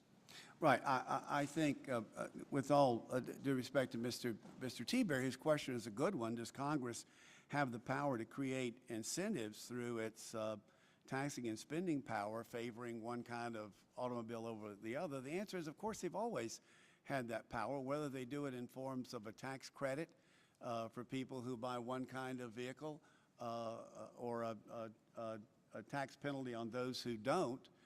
Economists would tell you there's no difference. And the government has weighed in heavily, both the federal government and the states, by taxing gasoline, by taxing cigarettes. We have always, the Supreme Court, as I said, even in 1903, upheld a higher tax on yellow oleomargarine. Those are decisions entrusted to the Congress, and we may disagree with those. And the question of whether Congress may use its powers to enforce the revenue laws in various ways in the future is, of course, a matter generally entrusted to Congress within the outer boundaries. What surprises me even more than the argument that it's a good thing that people not have insurance knowing that other people will have to pay their medical costs, what's even more surprising is the undertone of the hearing that members of Congress want the court to engage in a much more active second guessing of what Congress does with respect to this in the future. Of course, the answer to these questions is if Congress can set a minimum wage at $5 an hour, it can set a minimum wage at $5,000 an hour. The courts will police the outer boundaries of that. But the idea that you should expect or want the courts to get involved in second guessing the intricacies of the legislation and the incentive system does surprise me to hear so much of that coming from the branch that is actually entrusted under the Constitution with principal responsibility for making those decisions. Do you, the charge that the president said, I will never raise taxes, and could you talk a little bit about that? Because it's a pretty serious charge. The president said we're not going to raise taxes, and now he's gone out and done it. Well, and, I think they never argued it in the court. They slipped it by. It was a kind of like a slider or a screwball. As I said, it was on the face of the statute exactly who has to pay what and when. As noted very effectively, a very small portion of the population will ever have to pay it. The president was asked whether it was a tax increase, just as Governor Romney was asked whether it was a tax increase in Massachusetts when he had a similar penalty for people that didn't have coverage. I think both of them are getting a bum rap, both Governor Romney and President Obama, because what they're really saying is, this is like the requirement that you have automobile insurance if you drive a car. No one says that when you add that it's a tax increase on the middle class or anybody else. It's expected that Americans will choose to have insurance coverage or pay a modest penalty, and I think to characterize that as a sort of, particularly a tax increase on the middle class is unfair both to Governor Romney and to President Obama, each of whom saw this. And in Massachusetts, it's been successful. It's a very effective way to expand coverage so that we have a much more rational system for paying for health care, one in which people take responsibility for their own, paying their own health care bills through their own insurance. Does this have any ramification for state legislatures? I was just thinking as I got in my car this morning and I put on my seatbelt. I was avoiding a tax. Cop caught me down at the corner without my seatbelt on. It's $125. States have the same authority as in this tax realm as Congress does, and we've trusted to the elected representatives at the state level to make these judgments as well. All right, time has expired. You did pose a question to the panel, Mr. Dellinger, that I feel compelled to answer, and I do think it is a real concern of this committee when we see the Congress assuming federal police power, either under the Commerce Clause or under the taxing power. That's why we do believe there should have been court review of this, and you had sort of inquired in a puzzled sort of way, why is the committee, or why are we suggesting this? But I'll yield now to Mr. Ryan for 5 minutes. Thank you. Ms. Severino, I'm looking at your testimony, and the Anti-Injunction Act is what I want to kind of get into here. So the court did not use the labels used in the legislation on constitutionality, but they did use the labels in the legislation for the Anti-Injunction Act. Help me reconcile this. Well, it's true that for a law like the Anti-Injunction Act, Congress can define the word tax to mean what it wants. It could define the word penalty to mean what it wants in that context. That's true. And what Chief Justice Roberts says correctly is that as a constitutional matter, we can't just say Congress can call anything whatever they want and then we'll treat it as that. That would just be ceding the authority to Congress to define its own powers, which I'm puzzled to hear Mr. Dellinger suggesting that we perhaps should do, just defer to Congress on what it's allowed to do. No, we need someone other than the foxes guarding the hen house, and that's what the court is there for. The curious thing here is that we found something for both constitutional purposes, that it was a penalty in the analysis in the Commerce Clause, for example, and that it was functioning as a tax for constitutional purposes. So that is a new beast. We normally, taxes and penalties are seen as opposed things, and the Chief Justice's opinion recognizes That's that. what I'm trying to get at. So we have this body of rulings, of precedents, where we've had all these delineations between what are penalties and what are taxes. We have a rich history of that. This is a new bridge that has been built, correct, on the definition with respect to court precedents, with respect to differences between taxes and penalties. Yes, there have been cases where the court seemed to be trying to slip in a penalty as a tax, and the court said, no, Congress can't do that. But it's a unique case to say this is actually a penalty and it's a tax for constitutional purposes. Right, so that's new territory. So now that this is within the taxing power and we seem to be testing limits here and we don't really know where they are, from a behavioral economics standpoint, and the drafters of this bill, really believe in behavioral economics by virtue of the way they designed this bill. If this is now to be seen as just an option or a tax, not sort of a social stigma of breaking the law, you're obviously just going to make a rational economic decision. You'll pay the $695 instead of the more expensive premiums.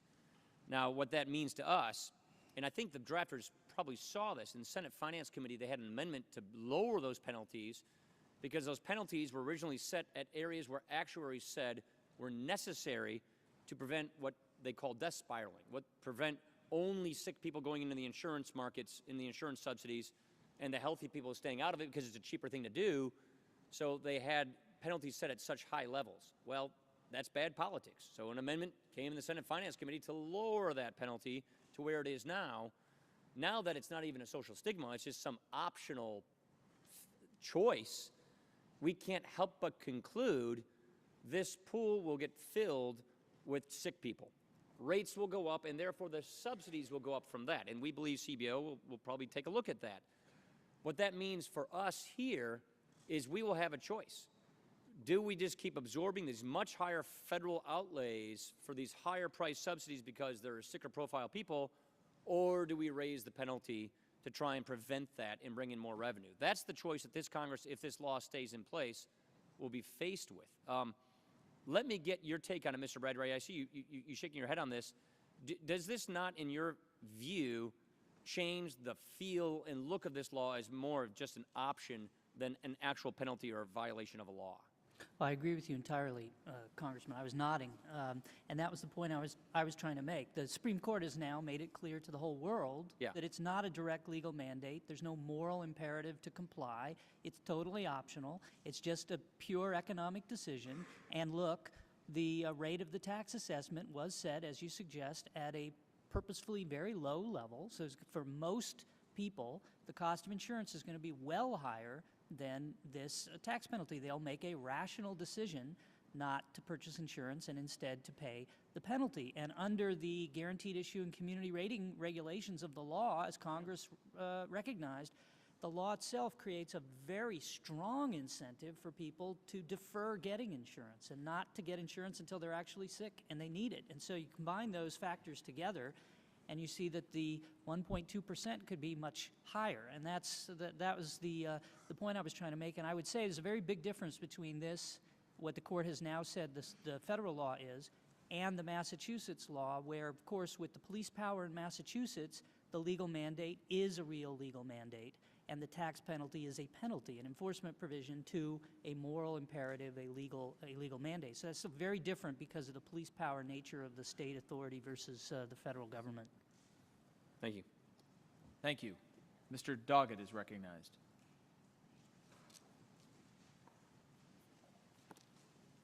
Thank you, Mr. Chairman. You will recall, Mr. Dellinger, the famous writing of Supreme Court Justice Louis Brandeis in his dissent in the New Ice case back in 1932. We hear it referred to, often paraphrased, about the states being a laboratory of democracy. He referred in his writing to one courageous state. Indeed, in the instant situation, don't we have one courageous state, that being Massachusetts, that was the laboratory for democracy, after which the Affordable Care Act was modeled with reference to individual responsibility? It is, and the Massachusetts experience is instructive in another way as well, Mr. Doggett, if I may, because Mr. Ryan's questions to Mr. Bradbury raise a point that Mr. Bradbury's testimony that I actually think is a point that's well taken.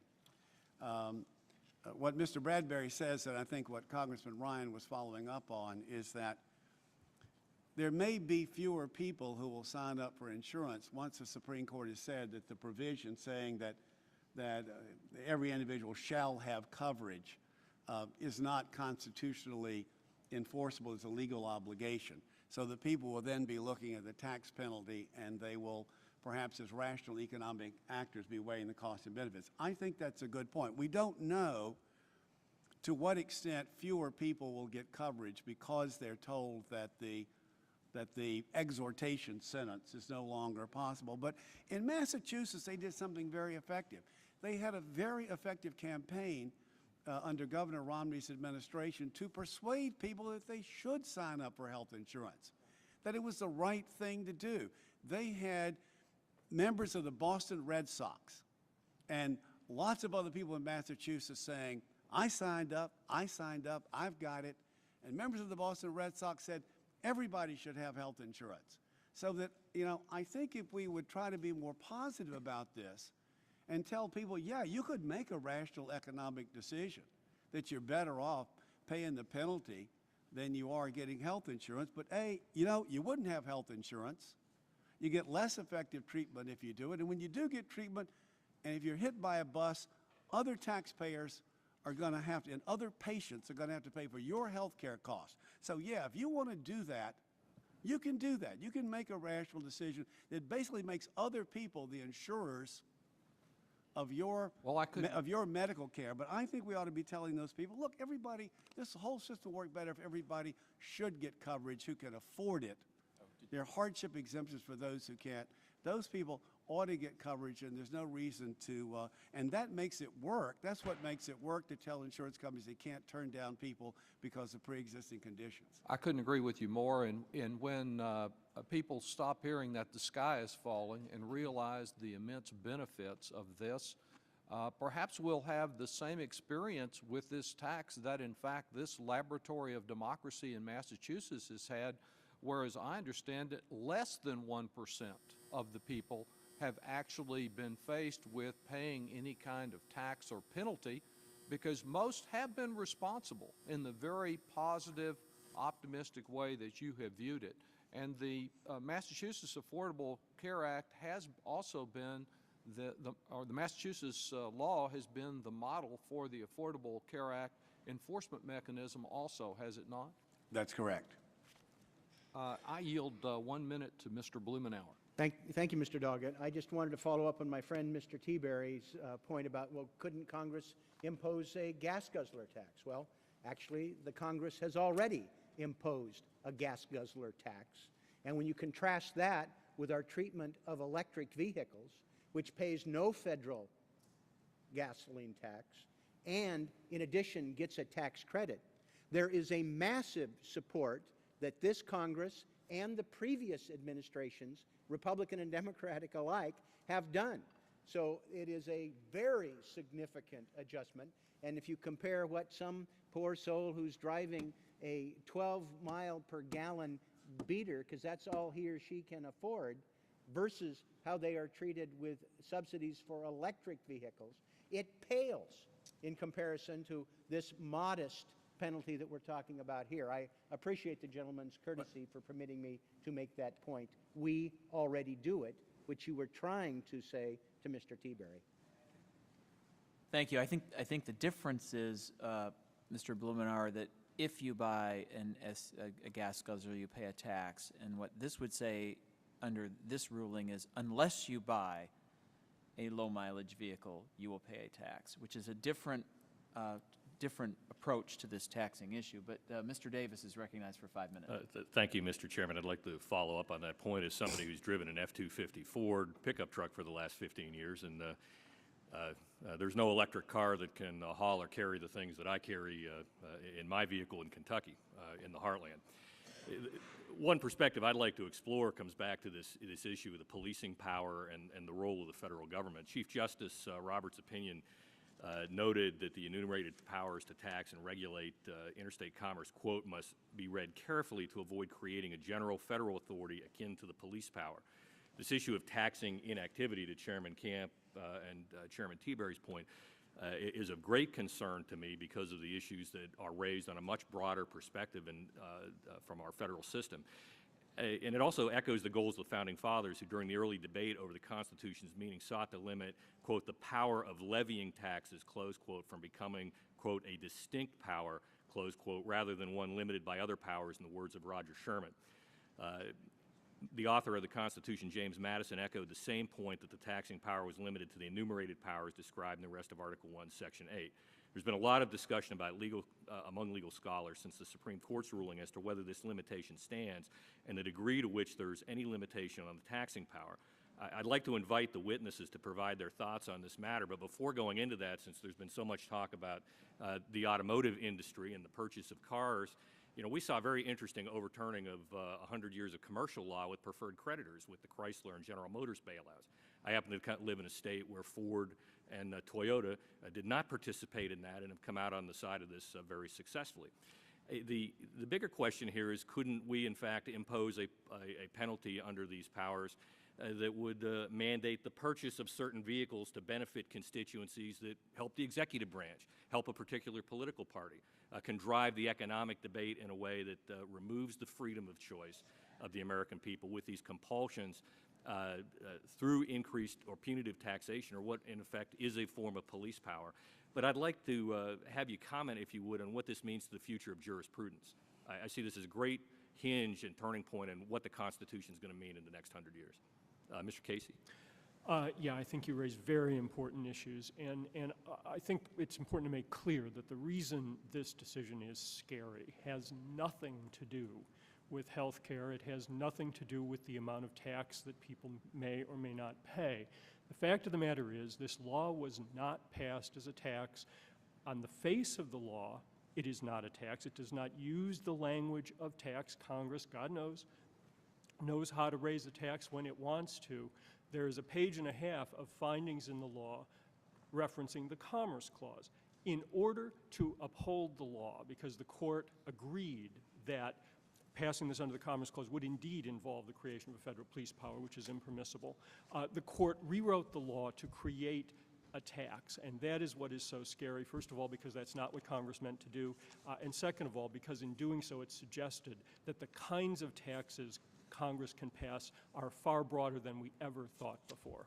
Ms. Severino, you made a comment about alluding to religious discrimination. I think of the Catholic healthcare system right now under these powers is being compelled to support practices that fly in the face of the biblical principles that they choose to uphold under their First Amendment rights. Would you care to comment on this issue?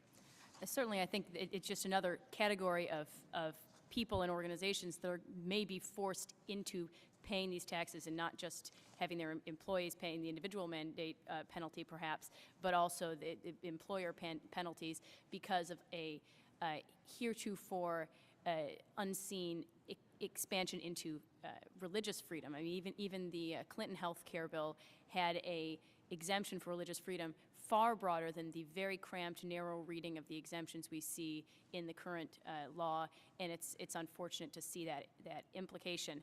And if I can comment one other point on the federal versus the state powers, we're not just sitting here talking about wolves at the door, as Ranking Member Levin called it, because our concern is that, and not to I guess call the members of Congress wolves, but effectively what this has done is removed the door. We have the Constitution as a barrier preventing the government from overtaking more power than it was designed to have. The founders were concerned about that.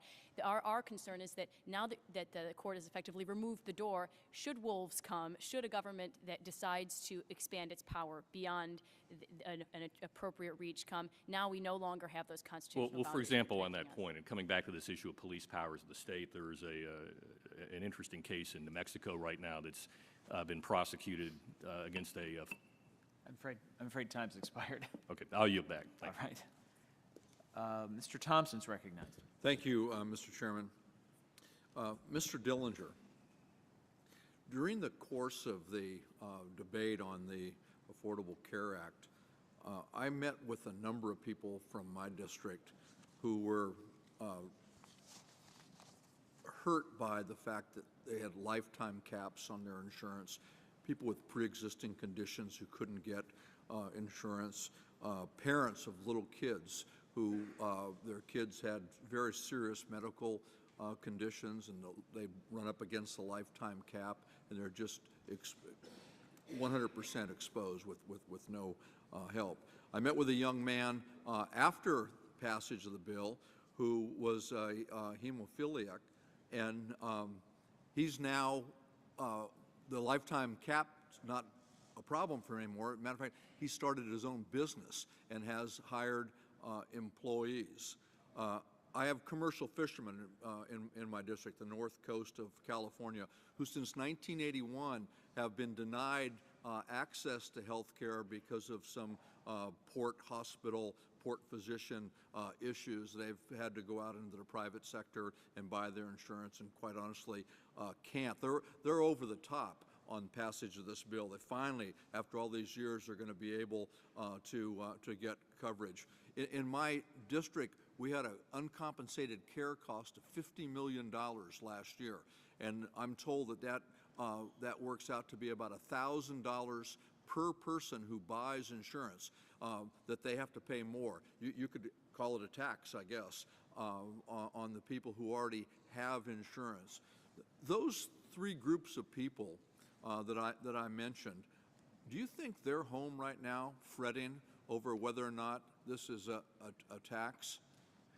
Well, I think, Mr. Thompson, that's such a well-taken point, because it's really astounding to me how few people understand the enormous benefits of this legislation, all of which would have been taken down had the court ruled as the dissenting members would. The entire law would have been gone.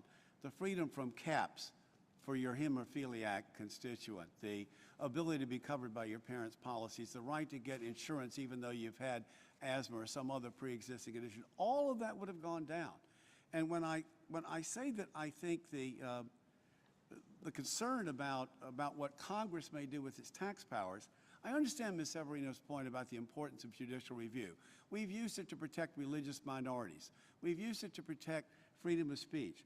But the courts have been really hesitant of second-guessing the area of budgeting and finance and taxing and spending, and instead have thought within large boundaries those judgments need to be left to the people that are out there every day talking to their constituents. You know things, and your colleagues on the other side know things that justices don't know sitting in the Supreme Court about how hard it has been for people who could not afford to see a doctor and who couldn't get health care for their child when they were sick. You understand those things in a way that the court does not, and that's why I think it's appropriate for the court to defer to you in making these kinds of judgments. Thank you. I mentioned the $50 million in uncompensated care that in my district and translates out to $1,000 per person who buys insurance. The national number is $100 billion in uncompensated care. So I would assume that if you extrapolate, that's $1,000 for every person who has insurance. So if you're going to argue the tax stuff, I think it's probably only fair to point out that that's $100 billion worth of tax cuts that appropriate health care coverage will provide the American people. And our colleague, Mr. Doggett, pointed out that it's about time we get away from the sky is falling on health care and start figuring out how to rub off some of the warts that are on the bill and make it an even better bill. This is so important to so many people, and yet we're spending time ad nauseum trying to pick it apart piece by piece. I think this week we're going to have our 31st or 32nd vote on the repeal of either all or part of the health care reform legislation. We need to get away from this. We need to make sure that we all remember why it started. This was in response to a national crisis. A national crisis. Businesses, individuals who couldn't afford the health care costs, the ever-rising cost of health care, and the many millions of people who couldn't get health care and were suffering as a result of that national crisis. We stepped up. We did something about it. I think everybody will admit that it's a work in progress. There's more that we need to do, and we ought to get on with doing that part of it rather than having this little pick it apart session such as the one we're having today. I yield back.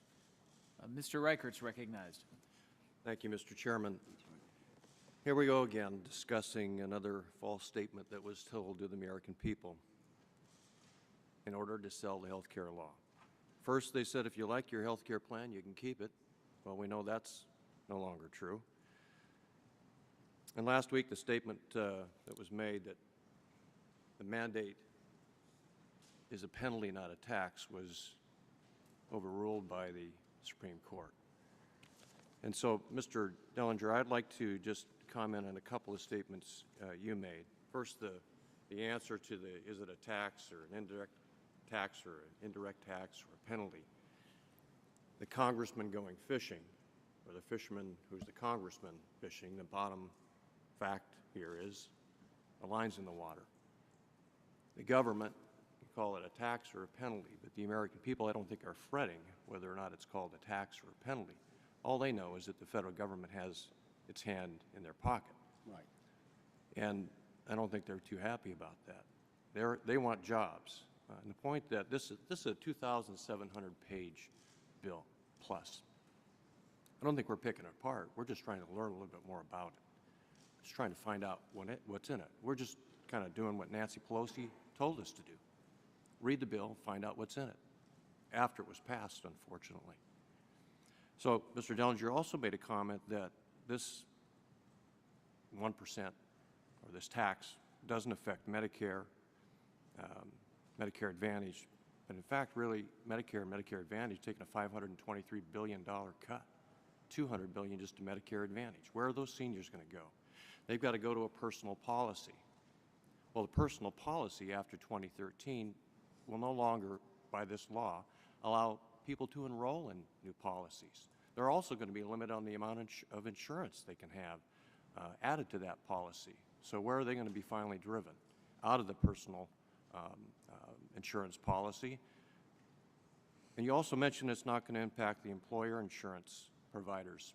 Well, they've already been impacted. They're not providing insurance to some of their employees because they've discovered it's too expensive. So I think all of those facts lead to the bottom line, and that is there are going to be more than 1% of Americans affected by this tax, which, of course, then leads you to all of the next things that will happen. Costs will go up. That's a yes. Democrats in Congress will seek to force these people to buy health coverage. Yes, because they'll need that money to pay for the rest of the health care bill. Could this include significantly increasing the individual mandate tax? Yes. Then you can't take this and just talk about this tax, but let's just talk about all the other taxes. There's a 3.8% tax on employers. There's a 2.3% tax on medical devices. There's a tax on the 1099 form that fortunately we were able to get the Democrats to agree with that was removed from the law. There's a 40% tax on Cadillac, so-called Cadillac health care plans. There's a $2,000 penalty on employers if they don't provide insurance. There's another $3,000 tax penalty on employers who provide a plan that's deemed to be too good or too expensive. The list goes on and on and on. Maybe what we should do is tax AARP, because in this plan that they helped write, AARP stands to gain $1 billion in revenue over the next 10 years. Maybe they need to be taxed instead of the American people. One of the questions I have is, as we look at the penalties applied here, would there be a penalty applied if someone who is filling out their IRS form checks the box, yes, I have had insurance the entire year, and they haven't? Yes. I mean, under current law, 18 U.S.C. 1001, a knowing misrepresentation to the federal government is a felony. Lying to the IRS. That's current law. They check the box. They don't have insurance. I'm sure there will be some people that do that. And the penalty for that, would you happen to know what the penalty for lying to the IRS? It varies, I know. Well, I believe it's the general 1001 criminal penalty. It's a felony, so it's subject to a high financial penalty and also prison time. What happens if they don't check the box at all? Well, that's... Who's going to follow up on that? Where do the IRS agents come from? How much is that going to cost? I know you can't answer those questions, Mr. Chairman. I yield back. All right. Thank you. Mr. Blumenauer is recognized. All right. Mr. Lewis. Well, thank you, Mr. Chairman. Mr. Chairman, I have been listening to the discussion today, and I tell you, it seems that we have lost focus on what really matters. Whether it is a tax or a penalty on people who fail to take individual responsibility doesn't matter. Every American who can afford to buy health insurance must buy insurance, and if you can't afford it, the Affordable Care Act will help you pay for it. That is amazing progress in a country that has been trying to provide health care to all Americans. We should not lose sight on the fact that people are suffering in our country. Over 12 million people are still looking for jobs, wondering whether they will lose their homes or whether they will be able to put food on their tables. We also have over 50 million people do not have health insurance. Some of them are unemployed, but the vast majority of them are working hard each and every day and simply can't afford health insurance. They too are worrying whether they are one illness away from disaster. I believe that this Congress and the President of the United States, President Barack Obama, took a historic step to expand health coverage by passing the Affordable Care Act. Working together, we can assure every American we cannot afford to turn the clock back on the progress that we've made. The Affordable Care Act has already made unbelievable progress. Mr. Chairman, I must say in all honesty that I believe that this hearing today is a political stunt, just like tomorrow's repeal vote. Repealing Affordable Care Act would mean 17 million children with pre-existing conditions could be denied coverage by an insurance company. I want to know right now whether any member of this panel support allowing insurance companies to once again deny health insurance to children who are unlucky enough to get sick. Mr. Lewis, could I comment on that? Yes, Mr. Dillinger. You know, to me, this is, I think, one of the 4 great pieces of social legislation enacted in the past century. It completes the set of Social Security, Medicare, Medicaid, and the Affordable Care Act. And when I sat in the Supreme Court and listened to the arguments at the end of March, I was struck by the fact that every justice, every law clerk, every one of the state attorneys general, everyone arguing on both sides, and everyone in that courtroom not only had health insurance, they wouldn't dream of going without it. And it seemed incredibly strange to me to hear people talking about this new liberty in not having health insurance, when there's not a single person in the room debating those issues who would dream of going without health insurance. Other member of the panel? Well, I would say that the question, again, the question you raise is a good one, which is, should Congress attempt to provide for those who cannot afford health insurance for themselves? And there are good arguments that it should. The question is how. And the question is how your power is exercised, and the question is how the court will permit you to exercise your power. And this decision takes the balance created by the Constitution and the framers, and it unbalances it. And that is the problem with it, not the question of who should be covered and not. Yes. I agree. With respect, Representative Lewis, I think this is an important question, and it's not, as Mr. Dellinger called it, a nomenclature battle that is ultimately unfruitful. It's the Constitution's limits on our government are very important. We don't have a federal government that just has a mandate to go and do good, but that there's enumerated powers. And just as it's very important, the nomenclature of whether something is speech and therefore is protected by the First Amendment, or whether protection is actually equal and therefore permitted under the 14th Amendment, it is very important whether our constitutional limits are being respected here and whether this is actually a tax and what the taxing power means. Congressman Lewis, the problem that Congress faced, and it recognized it when it passed the law, was that to require guaranteed issue and community rating in all of the insurance policies in order to achieve greater access to insurance coverage, Congress recognized that was inevitably going to cause the cost of insurance to go up, and it was going to incentivize more people to drop insurance. And so that was really the dilemma that Congress faced, and that's why the mandate was added to try to force people to buy insurance in order to lower the costs of insurance for others and to avoid the moral hazard of causing more and more people to go without insurance. So it was a real attempt at a balance, and the problem we now face is that the court has said you can't mandate it directly. It's really a tax. Great. And the Thank question you. is, will it work? Time has expired. Mr. Marchand is recognized for 5 minutes. Thank you, Mr. Chairman.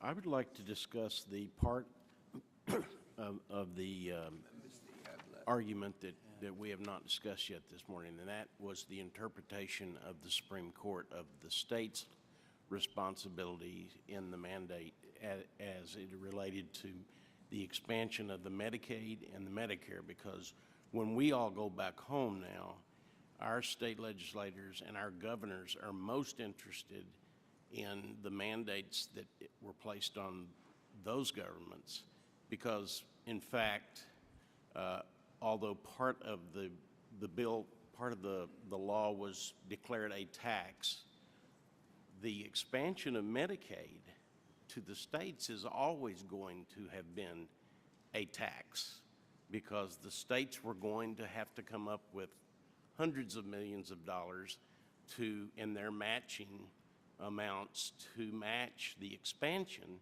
and the only way those states could pay for that would be to absorb that cost and pass that down to their taxpayers. So in many ways, Obamacare has always been a tax on many states. The court chose to address the personal mandate and said it's not a personal mandate, it's in fact a tax. But then they went on to discuss the responsibility or the mandate on the states. So I'd like to have your view of the ramifications of that constitutional change, or that interpretation, Mr. Bradbury. Thank you. Yeah, I think it's a very significant ruling. 7 members of the court recognized that there really is teeth to the idea that under the spending power, Congress cannot go so far as to coerce states into agreeing to regulations that Congress is imposing through its cooperative spending programs. And here what the court held is can't force states to accept the expansion of Medicaid at the peril of losing all of the other pre-existing Medicaid funding that the states enjoyed. That could be very significant. The states now understand, each governor now understands that the opting into the Medicaid expansion is truly an option that states have. And I think we saw yesterday that another governor of a major state has announced that that state, Texas, is not going to opt into the Medicaid expansion. So that's a very significant ruling, raises a lot of interesting questions about well, where are the lines that you draw as to what's coercive for states? And states may have arguments that other aspects of the Medicaid program or other cooperative federal state programs have crossed that line or might cross the line in the future. So I think it is going to be a rich vein, if you will, of new litigation and constitutional development in the court.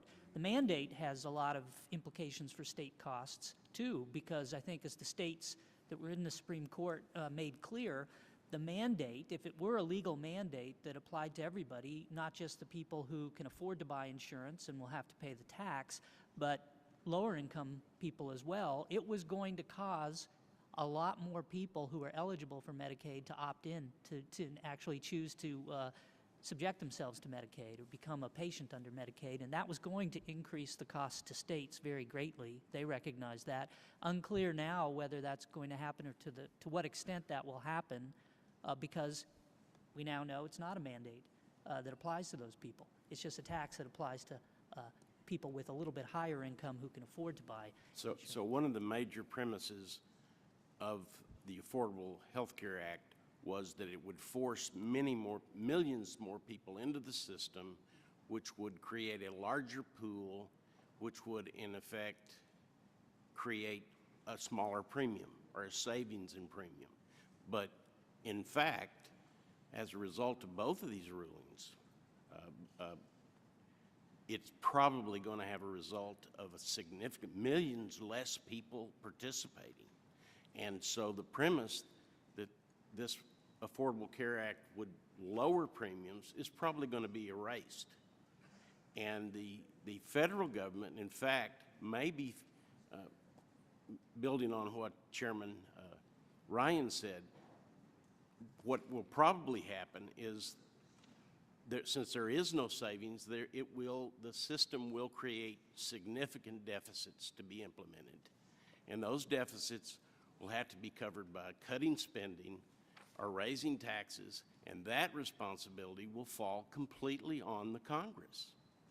And Mr. Dellinger, do you agree that this will complicate the whole theory of more people participating? Answer quickly because time has expired. Okay. I do believe that it will complicate it, particularly if governors take what to me would be an extraordinary step of declining the expanded Medicaid funding, which will help the working poor afford insurance. If they're unable to, in states that actually turn down the expanded Medicaid support, I think it will have adverse effects on what the anticipations were. All right. Thank you. Mr. Crowley is recognized. I thank the chairman very much. I've heard references made of the Congress as wolves and foxes. I've been called worse in my district, quite frankly, so I appreciate the... what I would suggest, though, is the possibility the Constitution and the Bill of Rights was put in place to prevent a dictatorship. And this is the people's house. And I think when the House and the Senate come to an agreement on legislation that is passed and is then signed by the President, I think that's the way in which the founders of our country envisioned how our government would work. Despite the fact that my colleagues on this side gave no vote in favor of this, the majority of the people, the House Representatives did, and they were elected by the people. And subsequent to that, we've had elections, and they've made themselves known once again, and they'll have an opportunity once again this fall to do so. And I anticipate that they will also let their feelings be known collectively in that election. What I find really interesting about this discussion today, and I appreciate having this hearing, and I hope we have many, many more hearings like this at some point, because I think the more we talk about the legislation, the more we understand it. I think that's very accurate. One of my colleagues on the side, I think it was Mr. Reichert, said that. That's true. But I do think it is also frustrating to the American people. I just came back from a trip to Montana, where my in-laws are from. Hardworking ranching family from Billings, Montana, struggling. My kids are out there. We call it Camp Montana. They get to ride horses and help bring the cattle in. Unfortunately, this year they had to bring the cattle in a little early because the market has dropped out for the cattle industry in Montana. So my kids have a great time, but my in-laws, who are brutally struggling every day to make ends meet, it's not as much fun for them. And they're wondering, what is the Congress doing to help them today? And my constituents back home in Woodside, Queens, and in Pelham in the Bronx, they're asking the exact same question. What, Congress, are you doing to help fix this economy? What are you doing to create jobs in America? And instead, and I hope we have more of these hearings, I think it's wonderful. We're discussing a bill that became law, was passed by the President, enacted, and the judicial review was done, and they've found this law to be constitutional. Yet we still continue to talk about it and to berate Obamacare. By the way, I don't call it Obamacare. I think that's a pejorative. It is President Obamacare. I think what the President has done here is something that has perplexed our country for over a century, and presidents before him who have tried to fix or help this problem. He should be credited for the advancements that we've made. Now, I've heard the reference made to two particular points: fishing licenses, or the right to fish, or the ability to fish, and the other is to own a car, or the requirement to own a car. Now, can each and every one of you tell me, is there a requirement that any American, by state law or the federal law, are required to own a car? Yes or no? No. Nope. No. No. Is any American required to own a fishing license? No. No. No. No, I feel like a Now, singing group. my understanding is that that doesn't exist. So now, will every American at some point become ill? Not necessarily, but very Not necessarily, but for the most part, would you say yes? Likelihood? Certainly. Certainly. Would you all agree? Yeah. So, would you all agree? Yes?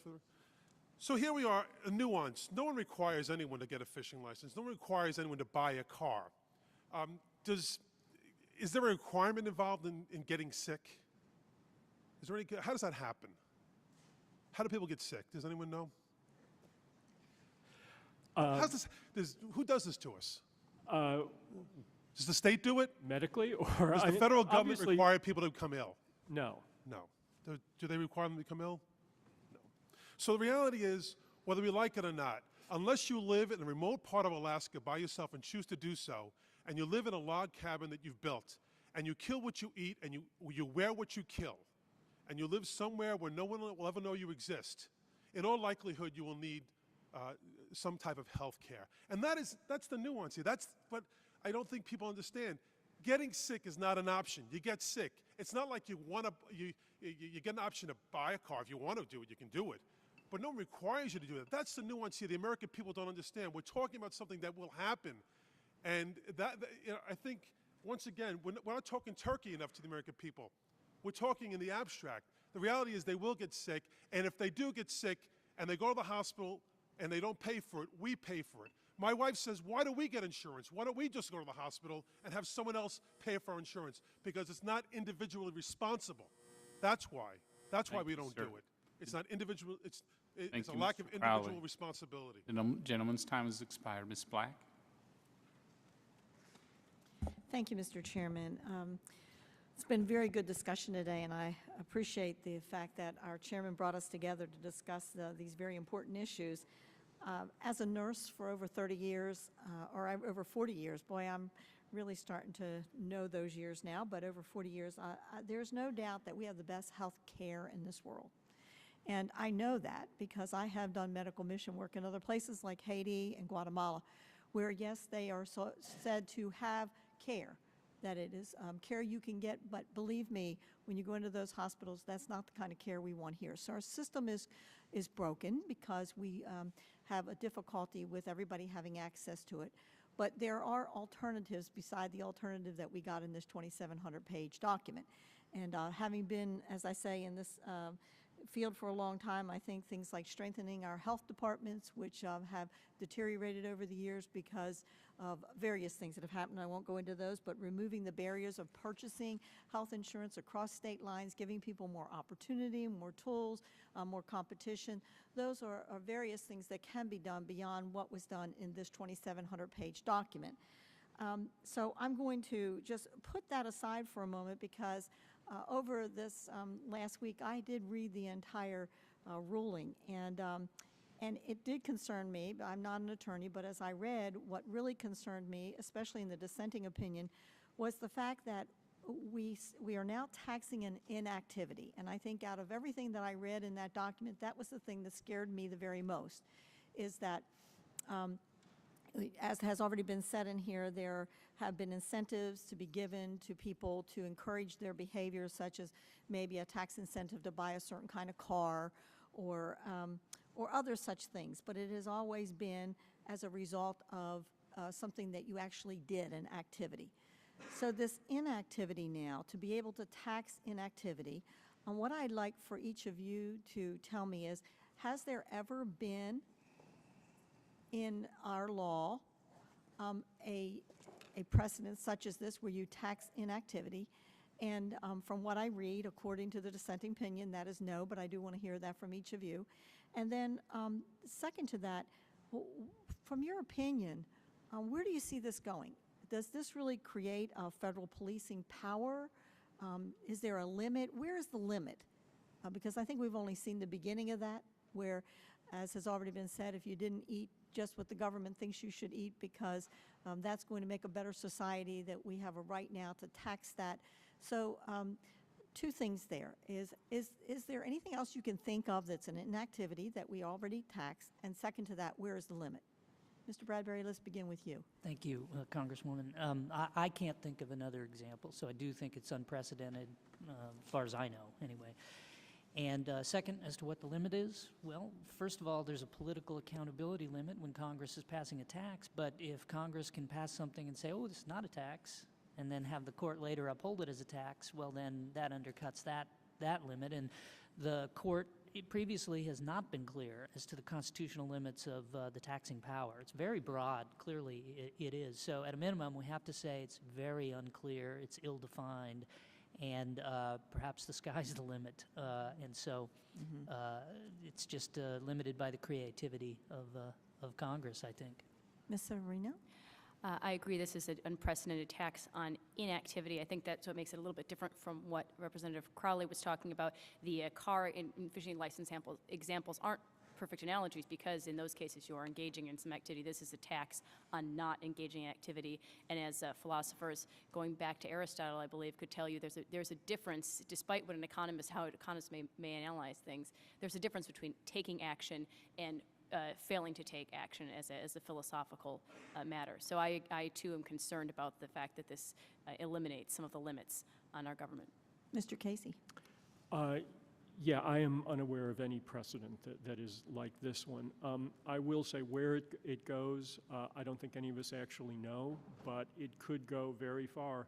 For example, Mr. Crowley mentioned a moment ago that his relatives or friends in Montana are in the cattle industry and it's down. Well, one way Congress could fix that problem is require us all to buy a certain amount of beef or pay a tax. And we never thought that Congress could do that before, but now that you know you can, that is scary.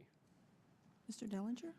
I'm not afraid, Ms. Black, because Congress has always had the power, at least for the last century or more, to influence what people buy and don't buy by use of the taxing power. State and federal governments have encouraged or discouraged purchases by use of the tax power. The court in 1903 could have decided it was going to try to police that from the judiciary, and they decided to leave that to Congress, and I think that's where it ought to be left. All right, thank you. Mr. Neal is recognized for 5 minutes. Thank you, Mr. Chairman. Mr. Chairman, one of the points I'd like to raise here is that, as Mr. Dellinger has noted, Social Security was a compromise. Essentially, Roosevelt began by looking for something grander, and Republicans for nothing. And the compromise was the payroll tax. And Medicare was not quite what Johnson wanted. He wanted it to be, President Johnson wanted it to be more extended, having just finished the 4th volume of the Caro series, right, to note how that was done. But the practical side of this bears noting. In the state of Massachusetts, 64% of the voters are either Republicans or independents. And the health care plan in Massachusetts polls north of 70% in terms of customer satisfaction. It was negotiated between business and labor and arguably the best hospitals in the world. And now the next step in this deliberation is onto a global payment system, which the state is about to adopt. The magnificence of the picture, the photograph, the day that Mitt Romney signed the legislation, has Ted Kennedy standing behind him. To the right, of course, is the American flag, and in front of the American flag, a member of the Heritage Foundation, who, as Senator Chafee and Senator Dole both argued, that was the Republican answer to Clinton care, and all of a sudden it can't be the answer to Obamacare. The point is that the plan has worked. I don't know anybody in Massachusetts who doesn't think perhaps you have to sand the edges here and there, but I don't know anybody who's talking about repealing the legislation. And we have this conversation here that the country, frankly, has moved beyond about tax versus penalty. Most of us who have been elected here, we understand a trend line. That argument's over. That was taken care of, so it's nice to have witnesses come in and espouse esoteric views, interpreting what the Chief Justice said or what the minority members of the court said. But the truth is, we've moved on from that. Mr. Dellinger, you appear anxious to comment on that. Would you do so? Your remarks, Mr. Neal, make me reflect on the extraordinary process by which this legislation was demonized. I understand very much the liberty concerns that sort of no one should be forced into a commercial transaction with a private company. That's why I've always thought it important to see this as a mere financial incentive to do so. And where the court said the reason we think it's constitutionally valid is it really affords people a perfectly reasonable choice. If you want to make a payment to the government, instead of having private insurance, you can choose to do so if that's where you're going to go. But what is extraordinary is that when Massachusetts adopted this system, which, as you say, is very popular in Massachusetts, it expanded coverage, health insurance coverage to record levels. The hospitals, are extremely pleased with it. The Boston Red Sox supported it. What's interesting is that none of the people that are saying that, quote, Obamacare is the end of liberty when we know it, rushed to Massachusetts or became excited that one of our states had gone totally rogue and adopted some unthinkable program. When Massachusetts did this, it was generally approved of and thought well of. I mean, if one of our states had really done something that was the end of liberty as we know it, you would think that it would have caused more of a ruckus than it did. In fact, it was widely approved, and Governor Romney himself said, rightly I think, that it should be a model for where we need to go as a nation if we want to afford more private choice rather than have a single-payer system. That's the way to go. I've always thought that the demonization of it was quite striking in light of the comments you make about how relatively well it worked in Massachusetts. Let me, if I could, Mr. Chairman, without objection, I'd like to enter into the record an article entitled Massachusetts website calls Mitt Romney's health care mandate a tax penalty. A copy of the Massachusetts official website and the Massachusetts session laws signed by Mitt Romney setting forth the tax penalty. Without objection. And lastly, Mr. Dellinger, do you agree that Romney Care and Obamacare have the same enforcement mechanism, and if one is a tax, are they both? I think that's fair enough. Thank you, Mr. Chairman. Thank you. I would just say, Mr. Dellinger, there is a difference between the states and the federal government in terms of police power. So the analogy between what Massachusetts did, and there was not this outcry, and what the federal government may have done, and there is an outcry, is because of the limited enumerated powers of the federal government. Our founders were concerned about a too powerful federal government. I mean, I just think it's important to make that point. So Mr. Berg is recognized for 5 minutes. Thank you, Mr. Chairman. Thank you for holding this, and thank you for the panelists. It's a long morning here, but I appreciate you being here. It's been good debate. Obviously, as we talked, the Supreme Court ruled the individual mandate's constitutional. I mean, it is interesting that it's not through the Commerce Clause, and it makes sense from a tax standpoint. I just want to kind of get back, kind of full circle back to, and Mr. Bradbury, when we talk about the people that will be affected, could you just kind of sum that up again? I know we've been over that several times, but.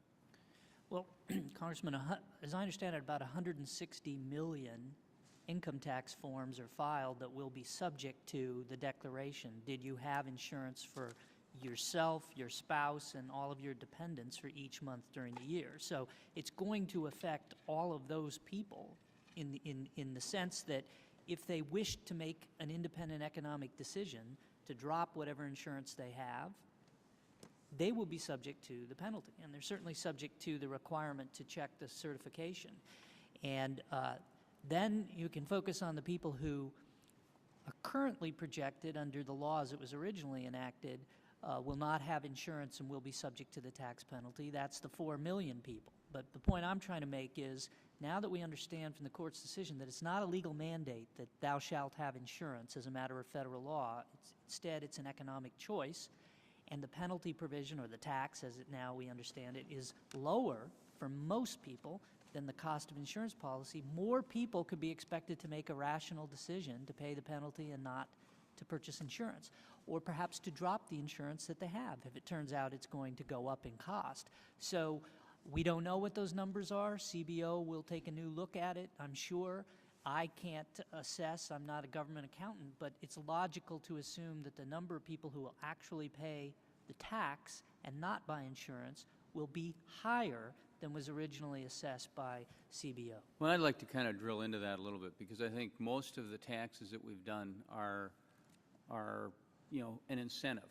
We've affected behavior by taxation, but it's kind of lowered that cost for an alternative. We've never kind of taxed inactivity. And I just sit here and I struggle with, unless someone's tax is equal to their health care cost, there's almost a question of whether or not they'll move more towards a penalty, as you said, Mr. Bradbury, versus paying health care. Because clearly there's a dramatic difference on those people whose income would be much lower with a 2.5% tax. And I just see this as, and I don't know if it's been talked about or thought through, but I just see a lot of people saying, you know what, I'm never going to be denied health care, so I'm going to pay the tax. You know what, I'm not even going to pay the tax because I'm not withholding much income or income tax, and maybe I have a job, maybe I'm in an environment where I'm not withholding, and then when I get sick, I'm going to go online and I'm going to sign up for the insurance. And I think to some degree that discourages people from getting regular health care as well, and there may be a bigger a bigger cost that people aren't anticipating just because the dynamics, the trade-off is, there's too much disparity there. Would you like to comment on that at all? Well, I think that's absolutely right. That's the point I tried to make in the testimony, and I think what we have to understand is underlying that is the other regulations in the legislation that were passed, perhaps for very meritorious policy reasons, I'm not questioning, but those other regulations are going to cause, as Congress recognized, are going to cause the cost of health insurance to go up, and are going to create incentives for more people to drop insurance because they can wait until they get sick and are guaranteed a reasonably priced policy relative to what they would otherwise expect. So it's that incentive and those higher costs that the mandate was intended to address by forcing everybody in to purchase insurance to try to subsidize the costs for others, and also to avoid this adverse selection or moral hazard of people dropping insurance. And now if Congress sees that that's not working, and the problems that the cost problems that the regulations are going to create are causing this death spiral, as people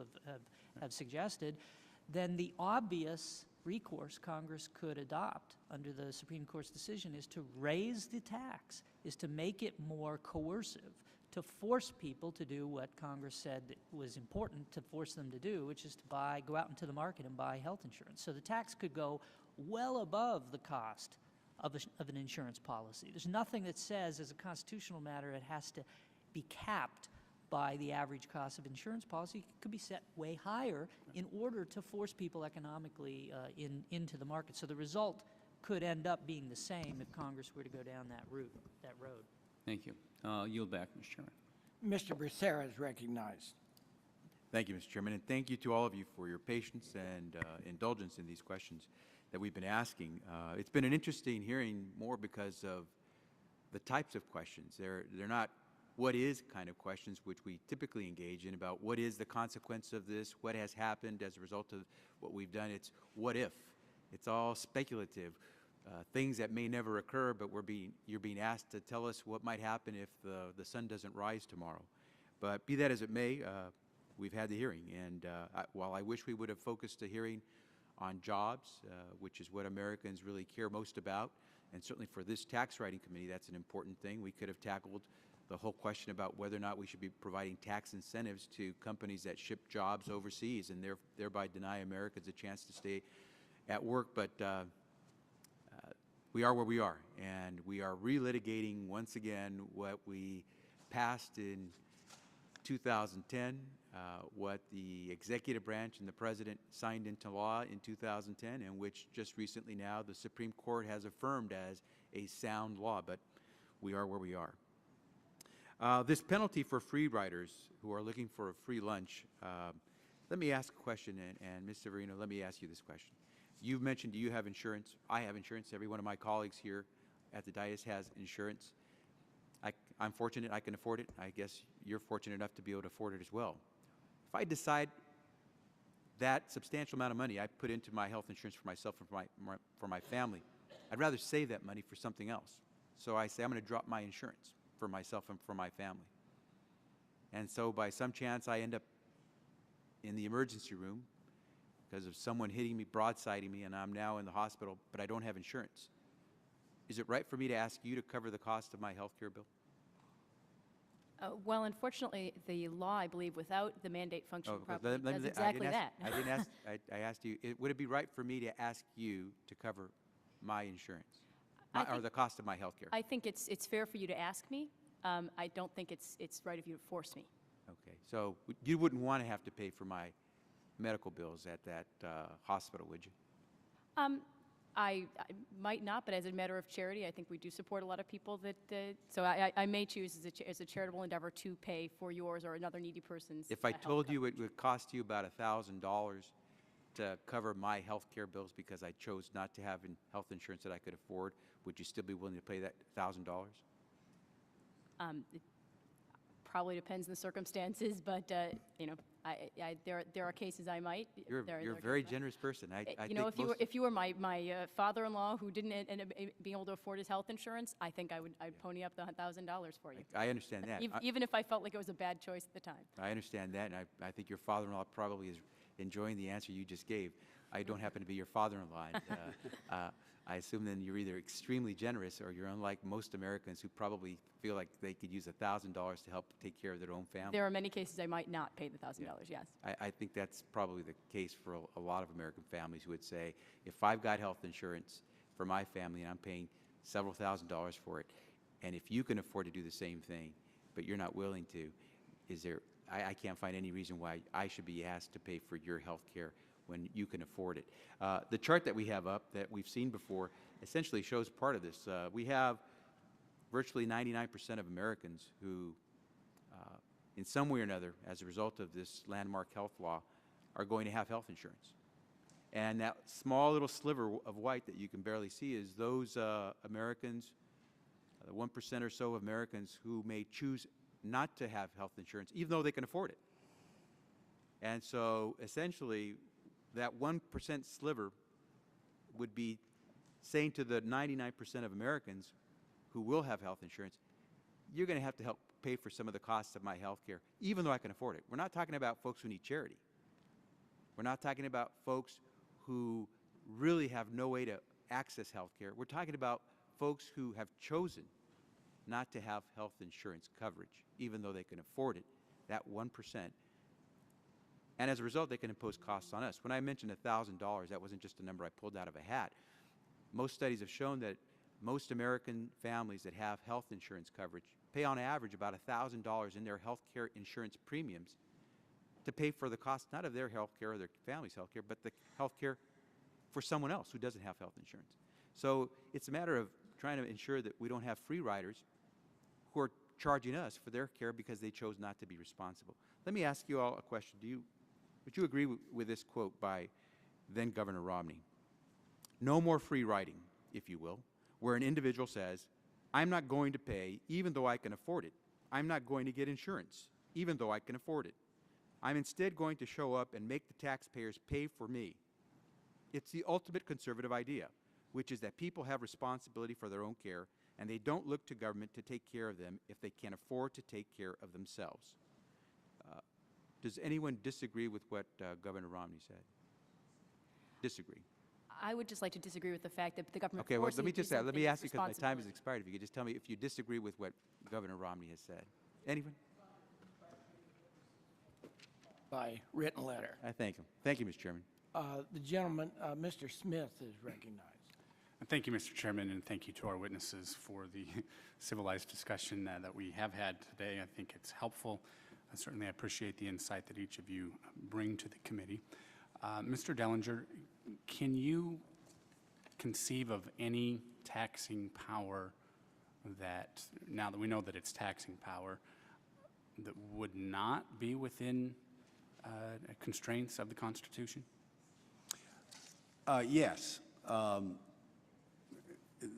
They are allegiant. First of all, they're all of those that would run afoul of any other provision of the Constitution, obviously, affecting people's religion or speech rights or rights of intimate associations. Those kind of taxes would be, exercise of the taxing power would be invalid. And the court said, in the opinion by Chief Justice Roberts, it reminded us, as Justice Holmes said, the power to tax is not the power to destroy as long as this court sits. So if you had a tax that actually forced people into an activity, they didn't really give them a choice or stigmatize them as being criminal, the court stands ready to invalidate a tax that exceeds that limit. But to give this Congress pretty wide range to do things that are actually silly and stupid if you want to enact them, the court's not going to save you from all of those. So if someone was compelled to purchase health insurance against their own religious convictions, would they be exempt? Yes. I think the court would find that to be unconstitutional. In fact, the court suggests that if anyone were compelled to purchase insurance, it might be invalid. That is, the tax were so high, it became punitive. Like the tax in the child labor tax case was 10% of your total income if you hired an underage person for one day. That, they said, was actually a prohibition and coercive. This actually gives people a choice to pay an amount that is not unreasonable in light of, in fact, it's said to be too reasonable by Mr. Bradbury and others that, for it to be effective. So there is the concern that employers may wish to just pay the penalty for not providing insurance for their employees. Is that accurate? Correct. And I think a very good point that Mr. Bradbury made is that if the tax penalty, financial incentive, whatever you want to call it, if it remains as low as it is now, won't people make the rational choice to say, I'm just not going to have insurance? I just do want to note that under Governor Romney's plan in Massachusetts, no one's tax penalty could exceed 50% of the cost of what they call a credible insurance premium for credible coverage. So even though it was rational to pay half of what you would have to pay, In fact, it worked, and people found that to be incentive enough to buy insurance that we did have widespread coverage. Now, in terms of uninsured now having insurance, but one point of clarification, you mentioned that there are 100 million people that will see benefits from no lifetime cap? I think that's right. That's the figure I've seen, Mr. Smith. I wish I could give you a So cite there are for it, 100 but I million can't. people currently up against their cap? No, I said that we'll never have to worry about a lifetime cap being imposed. It may be virtually everyone. I don't know why I saw the figure of 100 million. I don't know why it's not 300 million. The fact is that everybody now is guaranteed is the assurance that no matter what kind of disease you may have that has really chronic, long-term, high cost, you will never have your insurance company announce, we've now put a lifetime cap on what you may have in terms of payments. Now, if someone is left without health insurance, perhaps because their employer opted out of the mandate, so to speak, and just paid the penalty, do we know if that person would be more likely to pursue private health insurance or go on Medicaid? I don't know the answer to that. I do know that there are substantial additional subsidies for people now who are employed, who are working but can't afford private health insurance. There are now substantial new subsidies, as well as the expansion of Medicaid in those states that accept it. But can we expect the Medicaid rolls to increase? We certainly hope so. That is, we hope that more people who are now not covered will be covered. But we will expect the Medicaid rolls to expand. I think that's right. I mean, the whole point of the legislation was to increase Medicaid eligibility to people who are employed but whose income still makes it difficult for them to purchase health insurance. And how does the reimbursement of Medicaid compare to private insurance reimbursement? And if you could answer quickly, because time's... Well, I can't because I don't know. Okay, all right. Thank you. Thank you. Ms. Jenkins is recognized. Thank you, Mr. Chairman, and thank you all for being here today. Mr. Bradbury, the Democrats have said the individual mandate is needed to stop cost shifting and making people pay for their own health care. The amicus brief you participated in states, and I quote, "The problem with this story is that it is untrue." Could you just explain why the cost-shifting argument doesn't paint an accurate picture of the purpose of the individual mandate? I'd be happy to. Congress, in its findings supporting the law, explained why the mandate was necessary, and 2 points come out clearly. One, because of guaranteed issue and community rating, the cost of insurance is going to go up, and we need to bring into the market more of the healthier, younger people whose health care costs, medical costs, are going to be a lot less than the cost of insurance, so that the amount they pay in to the system is greater than the amount they take out in order to lower the average cost for everybody across the system, to try to control what would otherwise be runaway cost increases for insurance premiums.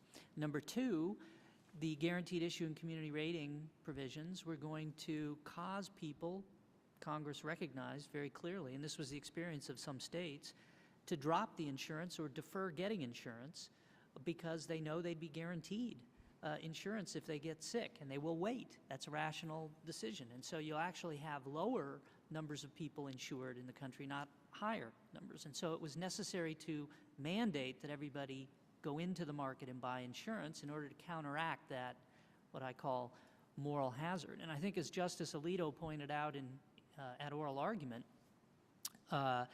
the average cost of insurance policy in 2016 is expected to be $5,600, an individual insurance policy. And the average cost in health care that a young, healthy American incurs per year is about $850. And so it's very clear that the purpose of the mandate was to require more people to pay a greater amount into the system than they would be taking out. And I just want to point out that the $1,000 figure that's often bandied about is not, I don't really think there's good substance behind that figure. This is the assumption or assertion that the average cost of insurance is $1,000 higher for the typical American family because of cost shifting from uninsured. As I understand it, the way that number was derived, I think, is not terribly reliable. I think it's taking the $43 billion that has been estimated in uncompensated health care generally in the country, and assuming that every dollar for dollar of that $43 billion flows through to the bottom line of insurance costs for everybody else. And they simply divide that number into the total amount of insurance premiums people pay and come up with $1,000. They say, well, it must account for $1,000 of each average policy's cost. But it's really not a well-taken assumption, because a lot of people who choose to go without insurance, the statistics show, actually pay for the health care they incur, and that a lot of that uncompensated care is provided to lower income folks and actually gets absorbed by hospitals and other health care providers and not passed along to insurance companies. There are a lot of reasons for that, I think, but it's not a safe assumption that dollar for dollar uncompensated care gets passed along to the insurance bottom line, insurance premium of others. Okay, that's helpful. Thank you, Mr. Chairman. I yield back. Thank you. Last but not least, Mr. Reed. Thank you, Mr. Chairman. I always appreciate going last because all the good questions are gone. But just some commentary. I've been listening to this argument before I had to leave and then come back, and the taxing versus a penalty. And from my perspective as a new member of Congress, freshman member of Congress, it's just time to be honest with the American people. And what this was, the Supreme Court at least came back and said, you know, we have an expansion of government to deal with the health care situation. We're going to raise taxes under Congress's act to pay for it. And if that's what the people want, and when I read the Chief Justice's decision, I read it 5 times, essentially saying if that's what the people want, so be it. And it's up to the people to decide where we go. That being said, I am concerned of where we're going to go in the future with the congressional power that's been granted to us now under the taxing power of the Supreme Court decision, as I interpret it and as I read it.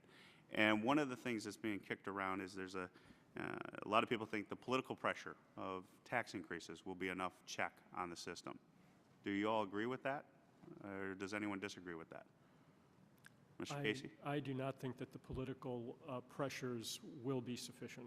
Okay, so that being the case, and that's exactly where I wanted to go, Mr. Casey, is what would be a mechanism to that we can do in Congress, in your opinion, to restrain or to delineate where that power now lies? Well, I think one thing you can do, and it is not clear entirely what the Supreme Court might do, but one thing you can do is make very clear when you are raising a tax and when you are not exercising your authority to raise and collect taxes. That is, after all, your decision. The court, while some of its language might suggest, I do not believe the Supreme Court would hold that Congress can't choose which of its enumerated powers to exercise, and you could do that. See, and I appreciate that comment because I've been wrestling with this because there's some proposals that are now floating out that we should adopt statutory language to say clearly in our legislation going forward what power we rely on. Is it a tax or is it a penalty? And I couple that with my reading of the decision where they took the anti-injunction statute and they said essentially for purposes of statutory compliance, we're going to say whatever Congress says it is, that's what we're going to interpret it to be for statutory tests. But for constitutionality, we're going to go beyond that and we're going to say whatever constitutional power is out there and we're going to hold it on that. And that concerns me because if we have that requirement, a statutory requirement to put in for statutory purposes, we're going to declare the power that we're exercising. Could not Congress, in that theoretical situation, could not Congress then just say for statutory purposes, we're exercising this power that would then comply with the statute, but for constitutionality purposes, the court could go wherever it wants to go. And that's the concern. Do you see the concern? Am I Sure. my logic working? No, your logic is perfect because, of course, it's in many ways it's impossible to draft a statute that is judge-proof. But what you can do is make it so clear that we are not in this instance exercising our power to tax, or in other instances we are, that the court will not be able to pretend that it's somehow interpreting the law you actually passed and transform it into a tax when it wasn't. I appreciate that. Does Mr. Bradbury or any other? Well, in terms of the Tax Injunction Act, it's quite simple for Congress to say that the provisions of this act shall not apply, of the Tax Injunction Act or the Anti-Injunction Act shall not apply to this, particular provision of the law, and then suit can proceed. In fact, I think one of the reasons why I thought the Tax Injunction Act argument was quite good, that is, as a bar to this litigation. I think one of the reasons the court may have leaned a little against that is that I think if they had held that this lawsuit was barred as a pre-enforcement lawsuit by the Tax Injunction Act, that Chairman Camp and his colleague, the ranking member, and their colleagues in the Senate would have immediately passed a one-sentence law saying the provisions of the Anti-Injunction Act shall not apply to challenges under the Affordable Care Act. And the court would have heard this again in October. And I don't think anybody could have voted against that, Mr. Chairman. They would have said, yes, we don't want our law to block this. One sentence will remove that barrier. And I think that's really what would have happened. Interesting dynamics. I go back to the point, I'm just going to be honest with the American people. When we stand for legislation here, if we're going to expand government and raise taxes to pay for it, then that's what it is. Let the people decide. And hopefully we can move forward to that debate in November. With that, I yield back, Chairman. I thank you to the panel for your participation. Well, thank you very much, Mr. Reed, and I also want to thank the entire panel for a very long morning and for all of your testimony. It was very helpful. And with that, this hearing is hereby adjourned. Lee, that was good. Very good. Enjoyed it.